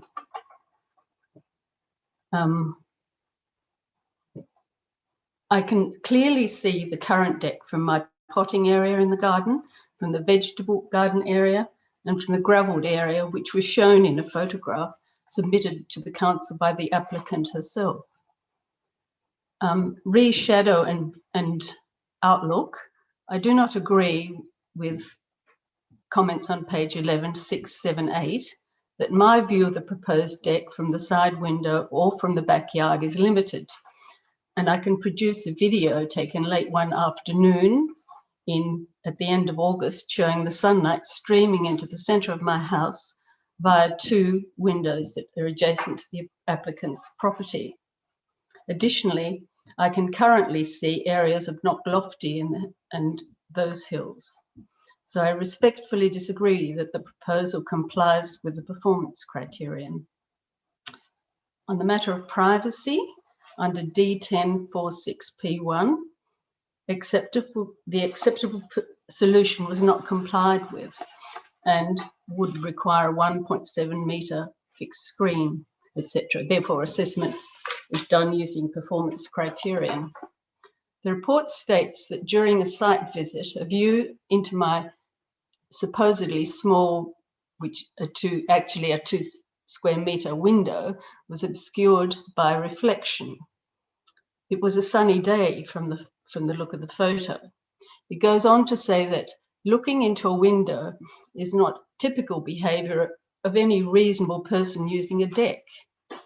Be that as it may, and I hope not, I do not feel that these observations address the issue of overlooking into my private outdoor and indoor spaces. On page 13, 686, that refers to that. I strongly disagree that there are no further privacy concerns in terms of overlooking into my open space. The boundary vegetation is not continuous, nor is it chainsaw proof. The idea of a not overly tall, less than 2 metre section of privacy screen to replace the initially proposed glass balustrade doesn't comfort me, and I'm using some of the words in the report. Comfort is one of them. I consider the structure as planned. Sorry? You wanted to make some other points relating to your neighbours' concerns? Do you want to make some of those other points relating to your neighbours' concerns? Well, I'm reading one of theirs. I'm reading each of theirs, and they're greatly different, and they will have some of the same issues that they'll have to face, but some of them aren't. They were put by them, and I can't add to them because that's how we agreed to go. That I would put my point of view. But I personally feel the structures as planned is too high, too deep, and protrudes out, and is inconsiderate of the tightly spaced buildings and narrow blocks which it would overlook or indeed overshadow. That's more the neighbour's side, the overshadowing. My other neighbours. Its planned height and bulk makes it visually intrusive, and it limits our rights to privacy and amenity in our own properties. The privacy screening has been poorly considered. That's my opinion. The Cultural Heritage Report states that the new deck will be similar in size to the current deck, which the applicant states to be 13.7 square metres. The replacement deck is planned to be 30.8 square metres, which is not similar, in my opinion. Okay, look, the 5 minutes is up, so I might throw it. Okay, well, I've got another. Yes, if you could, I just have to read the 2 statements from my neighbour that I was given. My neighbour's at 2. My house is at 2 Blackwood Avenue, and is an 87 square metre dwelling on a small block with a with a rear boundary of 15 metres at right angles to the property belonging to the applicant. The southwest corner of the proposed deck would extend 1 metre beyond the shared boundary of me and 21 Allison Street. The topography of the area is such that it slopes considerably downwards, particularly at the northeast corner. The southwest corner nearest my property is being built up by a garden bed. The proposed deck of 2.7 metres at floor level and a 1.7 metre screen that is proposed for this side, a white aluminium screen, would result in a bulky structure, 4.4 metres high, 2.6 metres above my fence, and just 1.3 metres from our shared boundary. The visual impact of this under planning general residential zone clause does not meet the acceptable solution. I do not agree that the description thickly vegetated garden, page 7, applies to their property. A photo provided by the council to the planning committee has been taken from the furthest point of the deck at balustrade height and is in no way illustrates the extent of the oversight of the current deck, let alone the proposed deck. Nor do I agree with the further statement that the proposed deck is well screened from these properties and I refer committee to a plate 2 photo, which shows a 1.8 metre ivy-clad paling fence and some carefully placed deciduous plantings of shrubs, by definition less than 3 metres tall, to maximise solar gain during the winter months, and so that a vegetable garden can thrive during the growing season. The plan shows clear glazing on the rear end of the proposed deck, which at a width of 6.85 metres would result in overlooking both into my private outdoor space and beyond into my habitable rooms. Drawings submitted to the council and provided to the committee of the existing and proposed deck sizes have been transposed. This drawing doesn't reflect the true extent of the proposed alteration, which is 130% the size of the existing structure. Okay, I think we've heard enough. Well, yeah, I think. And Annie Bird just has put. She has. She said my concerns were, in brief, that light and sunshine not be blocked, views will not be interrupted, boundary and height regulations observed, screening unsuitable, peace and quiet.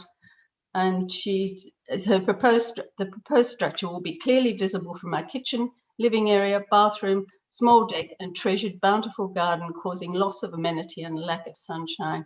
The proposed screening will only add to this problem. My home is heritage listed, built 1860 by James Cuthbertson of Cuthbertson's Bootmakers, subsequently Blunstons, and is a part of Hobart's history. It deserves to be maintained and protected. I'm 74, a widow, retired, and have health issues, but continue to love and care for my property. To enter my garden and the rear of it is via a shared access. Some mention regarding building materials, tradespeople, etc., is necessary that would be necessary for the erection, and the necessity of my free access should be addressed. Thank you. Okay, thank you. Yep, that's all right. I know that was 3. I was speaking for 3 people, so I have. Well, yeah, okay, all yes. right. There's something went awry with the communications about that, but that's okay because I think Councillor Datta and Alderman Briscoe have questions. I'll start with you, Alderman Briscoe. Thank you, Chair. Thank you, Ms. Slicer. It's good that you've got the perspective of 2 of your neighbours as well. Look, you're obviously not against development, and the neighbours, yourself and your neighbours there have got beautiful gardens. I must admit, when I visited on Saturday, I was very impressed. Can you think of a solution to enable your neighbours to have a deck, but would satisfy you and the other representatives? Can you think of a solution that we could suggest to your neighbours? Well, so yes, well. First of all, a meeting with us all, because we're all affected differently. One person wants this, one person doesn't want this, and the applicants want something else. So we would need to have a consultation. or a Thank you. mediation. Look, I will suggest that to the applicants in a moment, because we have got time, I believe. The expiry date is the 20th of November, and if we could get a meeting of I'm sure everyone wants a good outcome here, because as good neighbours. Thank you. Thank you. Thank you. Great suggestion, Councillor Datta. Thank you very much. Yeah, my question was, in fact, along those lines. And the question is, did you have any consultation with regards to this matter? Well, I first heard about it from the gardener who came asking to cut some of my vegetation down. And that was probably June. I'm not quite sure of the date. And then I did have consultation with the owner, who asked if I would mind if he came further towards my boundary fence, where, you know, to the level of where there's a trellis. And we didn't resolve anything at all. And then the last time we consulted was after the plans had been put in, a few days after. Thank you. Just a follow up then. So you and the others would be quite happy and prepared to have a consultation and find a solution. The others had no consultation. As far as I know, I don't, you know, we haven't really discussed this in great depth.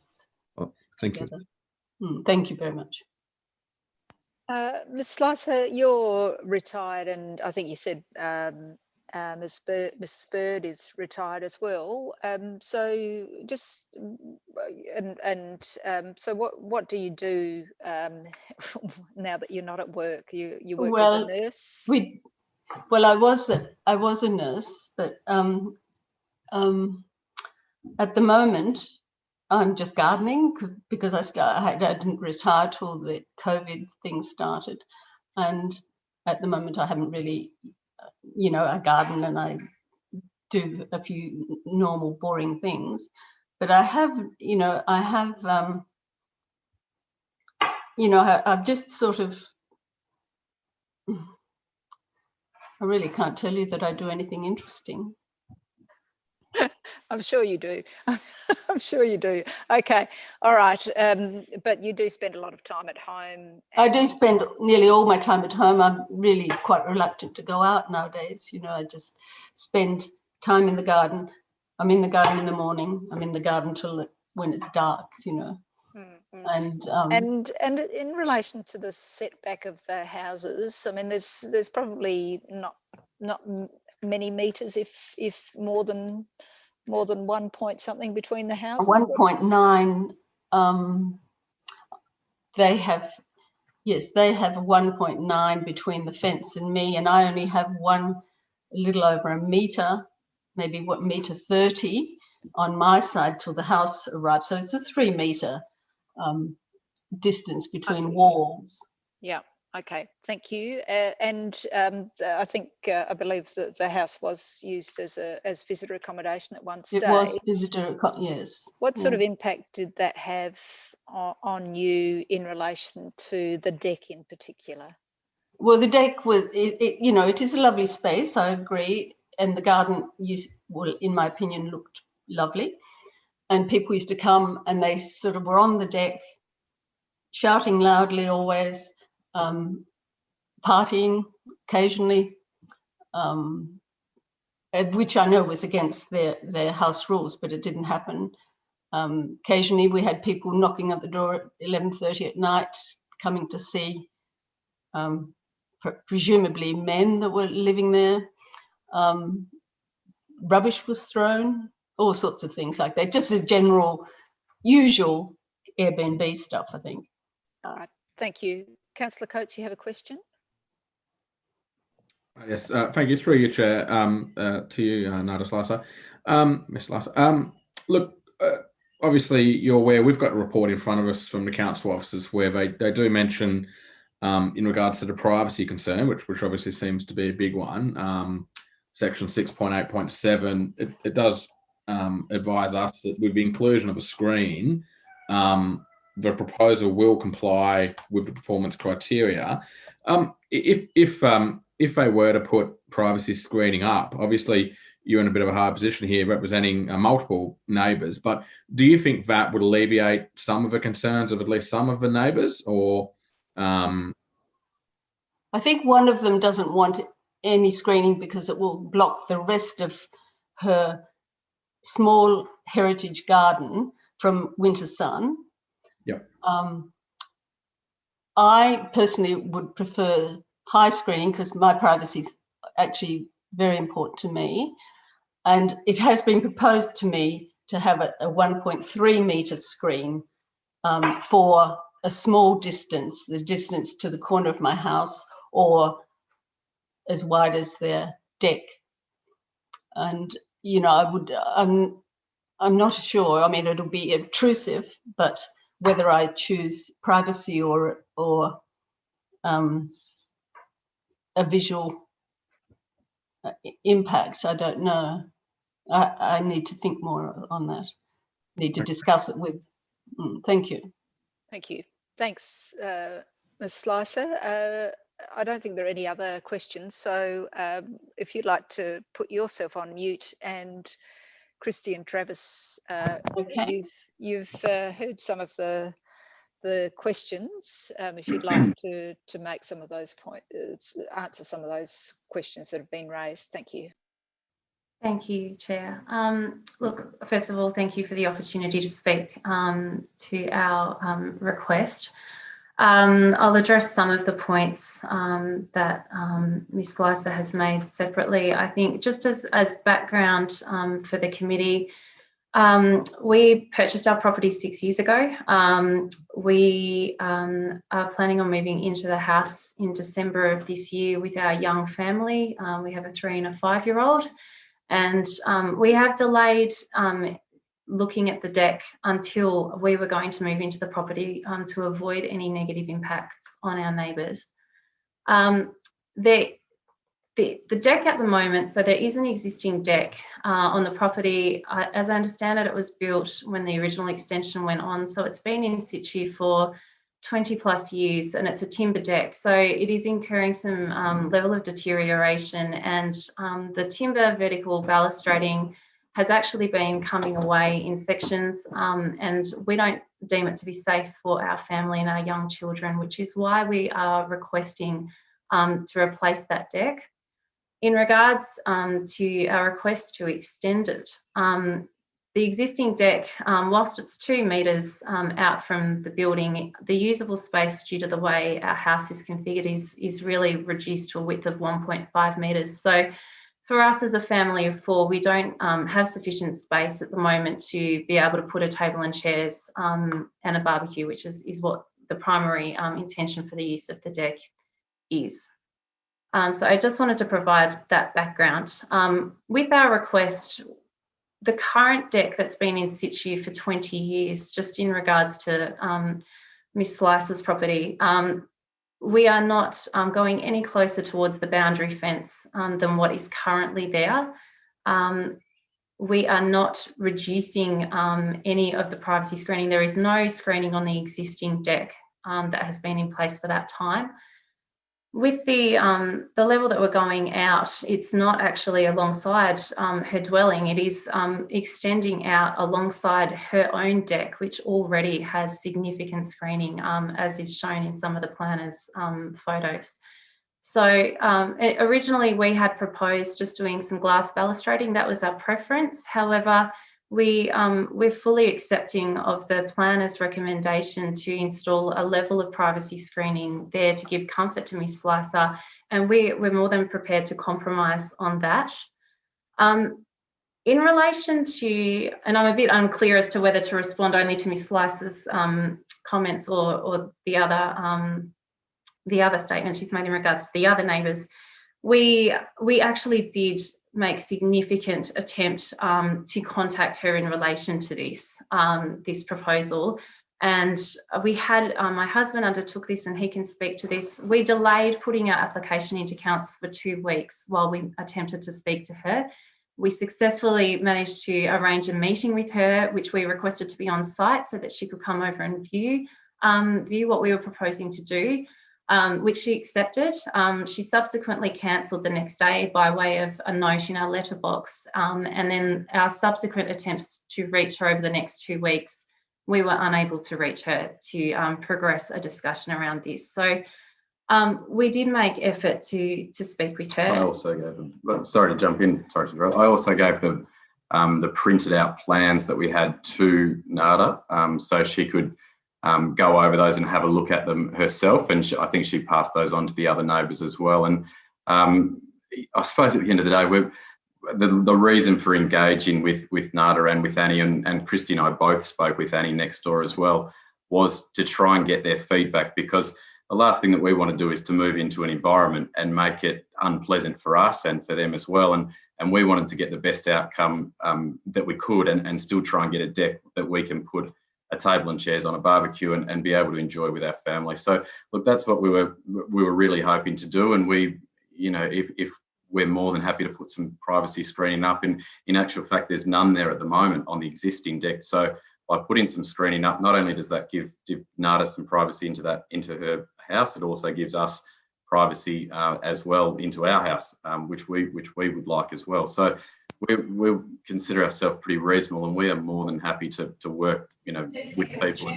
So you wouldn't be averse to a conciliated discussion with the neighbours? Okay. No, I wouldn't, but I query if that will be mediated at all. Yeah, we can have a conciliator, so it's not really mediation, because we're not mediating, it's just a discussion which is facilitated. So yes, we can do that. I think, you know, I have specifically tried to reach out to Annie, the neighbour on the other side.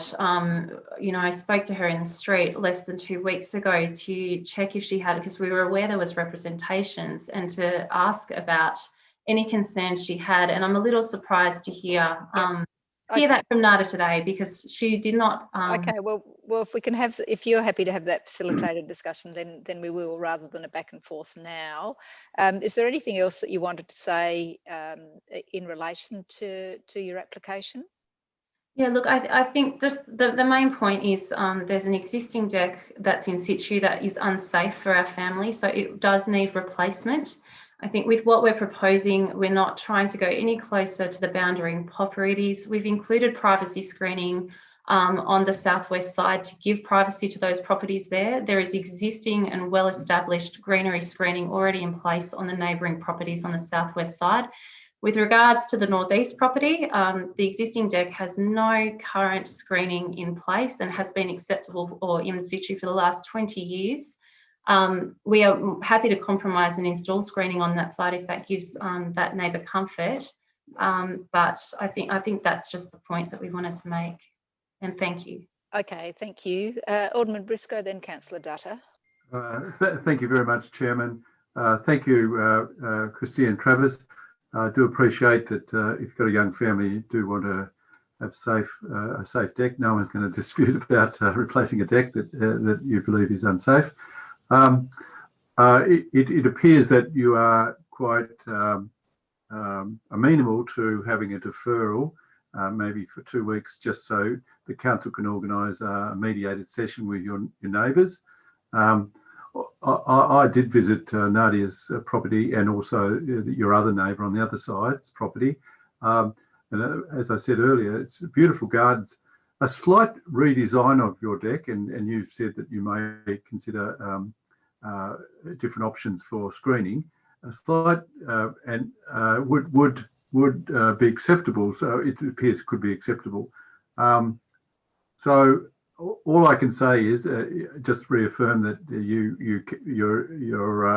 happy to have an attempt at mediation or meeting facilitated by our officers.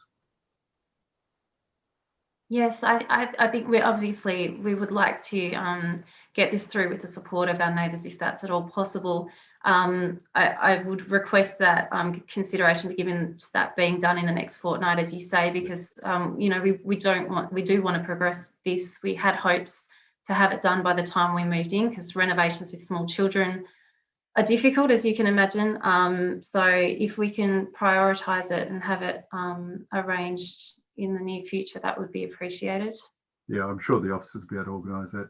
Thank you. Okay, thank you. Councillor Datta, did you want to add Yeah, anything? thank you. Thank you. The point has been made. Thank you. All right, Alderman Briscoe, I'll hand it to you then.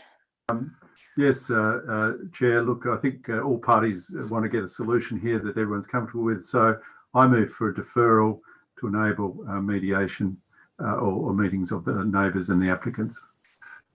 Thank you. And that's, I have Ms. Aby's nod that that's possible. There's a conciliation through our conciliation process. It's a deferral motion. Alderman Barakas, did you want to say anything before then? No, you're right.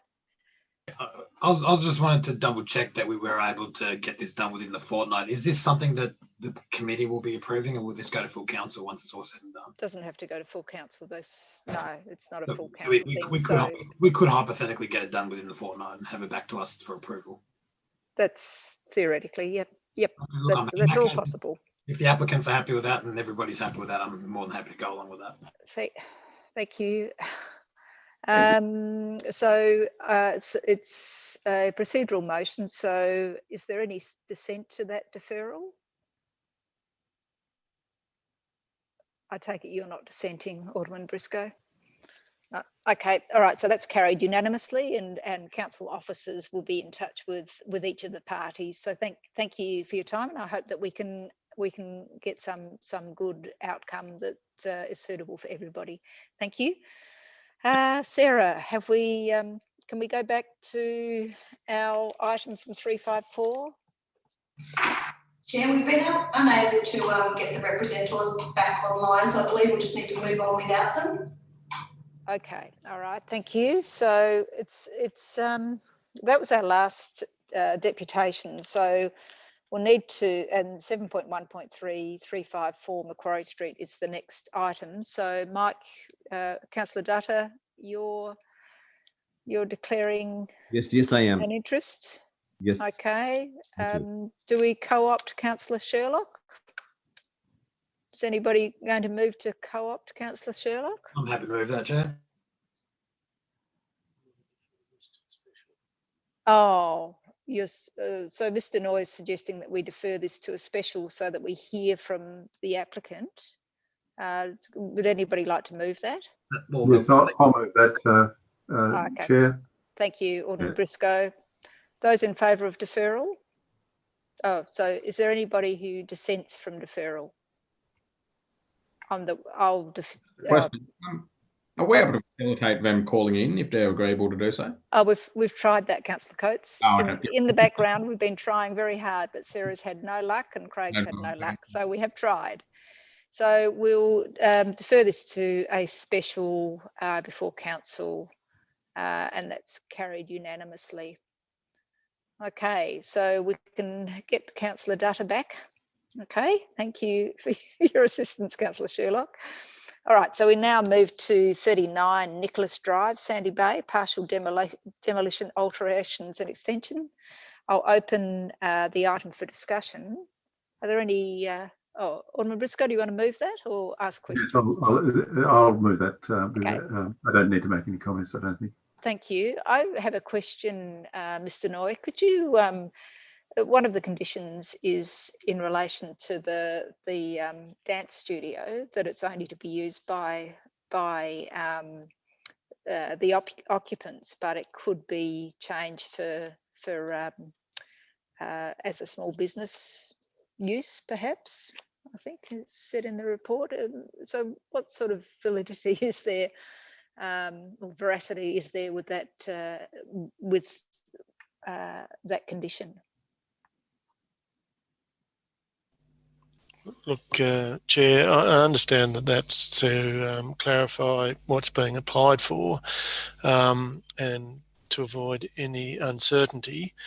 If it was the desire of the occupant to use it for commercial ends, then it would simply be necessary to lodge a new application for that to be considered by council. I see. Okay, thank you. Any further discussion? If not, I'll put the motion Oh, is there any dissent to the motion moved by Alderman Briscoe? No dissent. The motion is carried. 7.1.5 is 23 Summerhill Road, West Hobart. It's 2 multiple dwellings, 1 existing, 1 new. And this had been put, I think it had been lodged earlier, but it had expired. Alderman Barakas, do you want to move this? Happy to move that, Chair. Thank you. I have a question to you, Mr. Noy, in relation to this. The new driveway off the lower street, it's a fairly steep driveway, and obviously there's conditions related to that. Is there any concerns that the engineers had with this? Yes, through you, to you, Chair. Not that I'm certainly aware of. Our engineers are very well experienced in driveway construction within Hobart, and are very particular with their conditioning. So we'll be carefully monitoring any construction drawings that are submitted to ensure compliance with those conditions. And I think there was some question about the private open space and sunlight. Has this been addressed well enough, do you feel? Yes, Chair. Look, certainly the officers are of the view that those matters are satisfied within the bounds of allowed under the scheme. So we're satisfied and have consequently supported the application. Thank you. And it's quite an unusual block. So there are obviously 2 frontages. Which is the major frontage, for want of another term?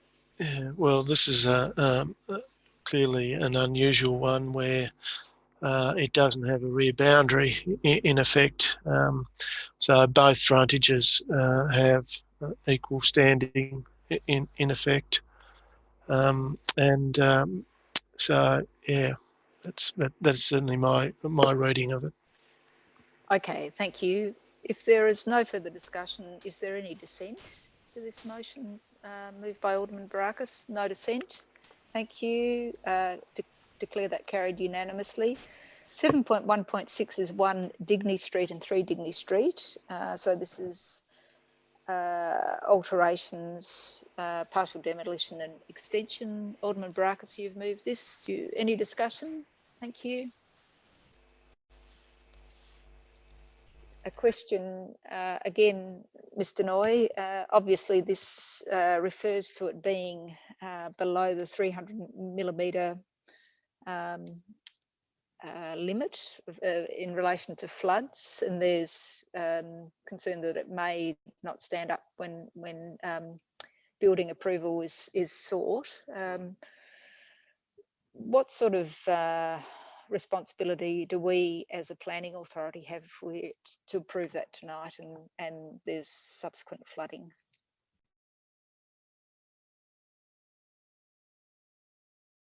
We would need to take that question on notice to provide a meaningful response. So, but clearly, based on the officer's recommendation, they are of the belief that we're required to recommend approval in this instance, and no doubt that the issues of flooding and the susceptibility of the property being exposed to such would need to be fully addressed as part of the building approval.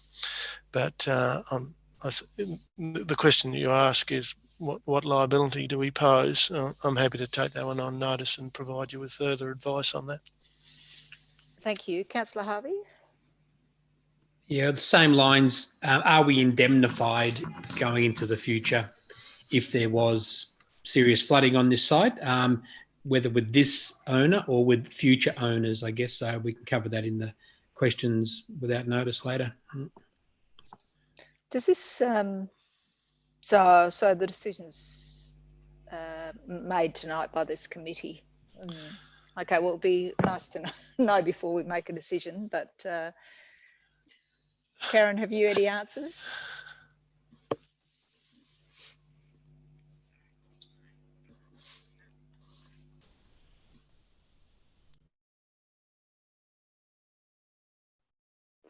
I can assist the committee by saying there are circumstances in which councils may be liable when it's making planning decisions, but the important thing here is that the stormwater team has carried out an analysis of the proposal against the scheme.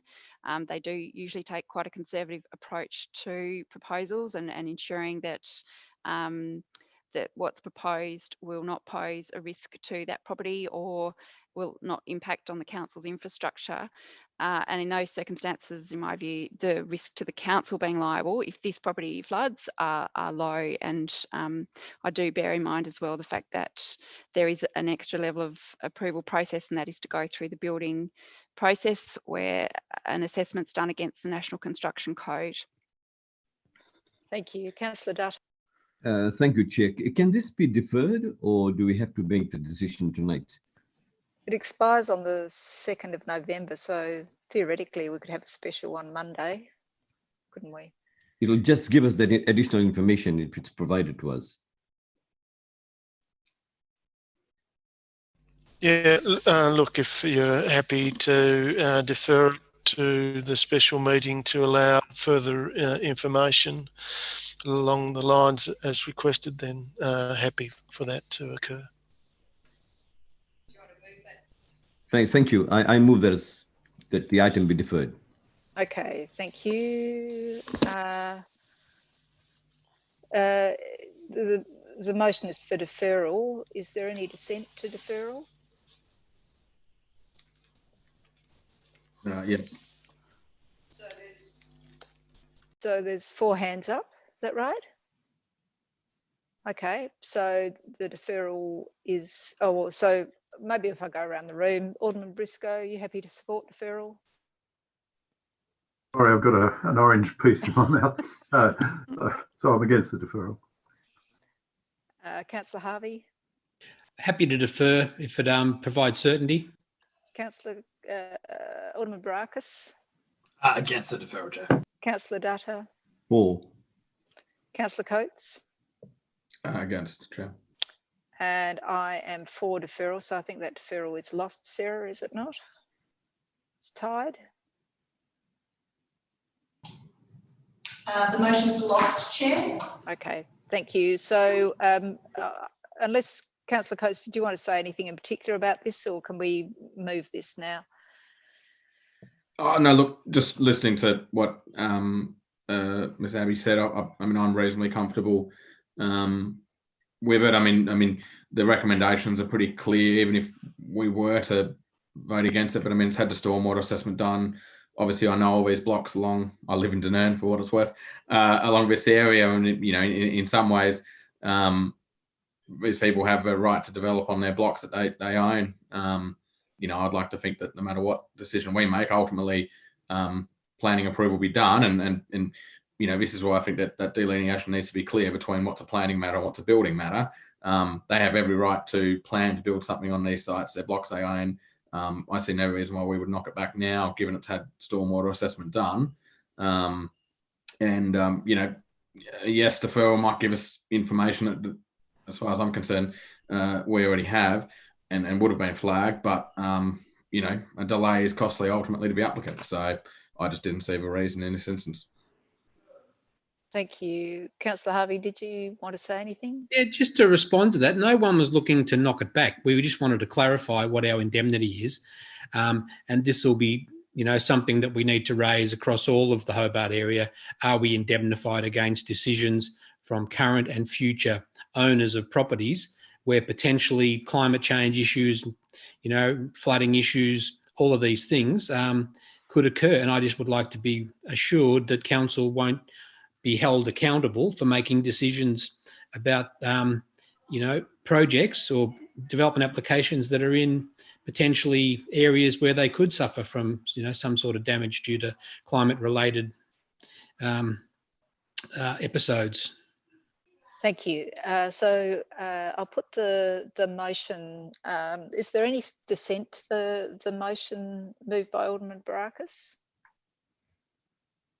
So there's no dissent. It's carried unanimously in that case.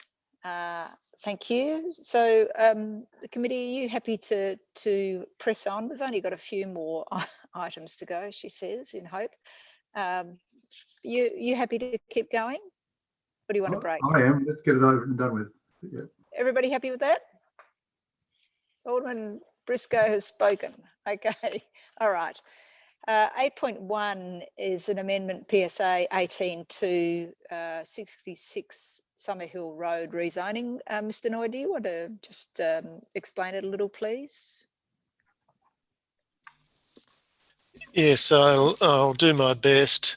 This property, 66 Summerhill Road, has a number of zonings applying to it, and including general residential, environmental management, and environmental living. The intent of this scheme amendment is to bring it all within the same zoning, low density residential. We don't believe that it'll have a material impact on the development potential of the land, and combined with a further overlay now associated with environmental protection overlay, we believe that I think the values of the values of the site will be suitably protected. It will allow a much more rational development outcome for the site than otherwise would be the case. And so yeah, I fully support the proposal, noting that it'll be subject to notification and public for an opportunity to make any representations to council for its final consideration on the matter. And that area above the Warona Road extension, is that part of this zoning application? It is. It's part of the title. So could that be developed by somebody? Look, it could be, but it's from the analysis that's been provided by the officers. My understanding is that development is likely to occur lower on the slopes and not higher up, is my understanding. Okay, thanks. Now, Alderman Barakas. I'm happy to move the recommendations, Chair. Thank you. Alderman Briscoe, did you want to say something? No, I support the recommendation. I had my hand up to move it, but Alderman Barakas has got there first. Okay, thanks. Any further discussion? If not, we'll move that be sent out for exhibition. As per the recommendation, any dissent? No dissent. Carried unanimously. Very good. 8.2 is delegated decisions report planning. Who's going to put their hand up first? Alderman Barakas, well done. Okay. Be received and noted. Any dissent if we move that? No, I'll move that and it's carried unanimously. Item 8.3, City Planning Advertising Report. Councillor Datta. Move it. Okay, thank you. Anything there, Ms. Abbey, that we need? The most significant proposal is the property at 45 Elizabeth Street, which is a property in the mall, a bright yellow property known as the Kodak building, which is proposed to be redeveloped into including five multiple dwellings. There are a number of other applications which will come before the council because they are due to council land, but that's the most significant application. And I see that there's a car showroom on Argyle Street, which is, I don't know if it's on that list, but it's for 16 apartments by the looks of it. Have you seen that as yet? I haven't seen that. I know. Just saw it on the planning alerts. Okay, so Councillor Datta moved that. No further questions. I'll move that. Is there any dissent? I'll put that. Okay, it's so you're happy with that, Alderman Barakas? Yep. I'm happy with that, Chair. I was jumping the gun. I was putting my hand. All right. Okay. All right. Declare that carried. 8.4 is monthly building and planning stats. So, Alderman Barakas, I Thank you, got Chair. in just early enough. I do have a question about the stats. Just in regards to the graphs that we've got, and I don't think there's any benefit in having a redundant conversation that we've had numerous times on this, but just in regards to how they're presented, is there a particular reason they're cumulative results and not just sort of basic monthly results? I think I just would think that might be easier from a comparative level, that we're not having to separate out the months by looking at it. Is there a reason why we don't just have the normal monthly results? Look, this has been a fairly long-standing format that the committee has desired. I'm happy to have any format that the committee wishes. Feel that meets their requirements. I'm not going to move anything or suggest anything formally now, but would it be, and because I don't want to keep heaping on work for the benefit of our statistical sort of us to nerd at, but would it take much work to just have a standard monthly result just for us to look at it, just to make it a bit easier to look at? Or if it is, I'm not going to suggest it because I don't want to heap more work on you guys, but would it be too much more work? Yeah, look, I think the basis of it was to provide, because there can be fluctuations month by month. So, whereas the overall trend is the significant one. But coming back to your question, yeah, look, we can provide you with a month by month breakdown. I'm sure that would not be a difficult task. That'd be much appreciated. I've got nothing else to add, Chair. Alderman Briscoe, then Councillor Coates. Thank you. From a maths teacher point of view, as I'm mainly teaching maths these days, I would imagine a line graph showing monthly different coloured line graph for each year. We could see where it's very hard to, I think these column graphs are very hard to interpret straight away. So I'd like to think that, could we just try a line graph with different colours for the different years, just to see how we're trending compared with the other years. So it's a suggestion. Obviously, we can't tell you what to do, I don't think, but that's be a suggestion from me to make it easier to read. Thanks. I look, happy to take that on board, Chair. Thank you. Councillor Coates. Look, I don't want to really get too involved now, but I guess harking back to my days doing reporting, month on month, when you're comparing year on year, can be difficult because you often end up with, for example, 2020 might have 1 or 2 more working days in a month, depending on where the weekends fall, compared to 2019, the same month. I know you always used to throw us up in terms of branch statistics.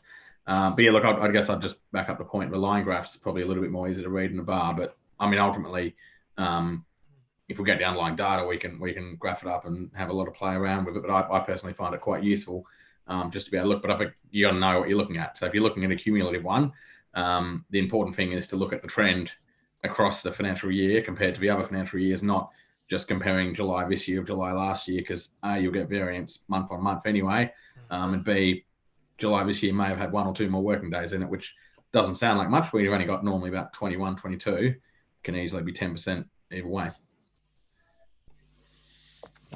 Okay, thank you. So that's been moved by Alderman Barakas. Is there any dissent? No, thank you for that discussion. That's carried unanimously. Responses to questions without notice. We have a 9.1 to 9.4. Can I have somebody move that they be received and noted, please? Thank you, Alderman Briscoe. Any dissent? No dissent. Declare that carried unanimously. Now we get to item 10, which is questions without notice. Are there any questions without notice? Alderman Barakas. Thank you, and through you, Chair Mines, for the director. Is there any modelling or is there any existing understanding or advice that can be provided as to the sort of trade-off between, you know, greater density housing within the city versus more housing on the outskirts, or say urban sprawl, and how that would impact on bushfire risk? Yeah, look, I'll take that on notice, Chair. Thanks very much. Thank you.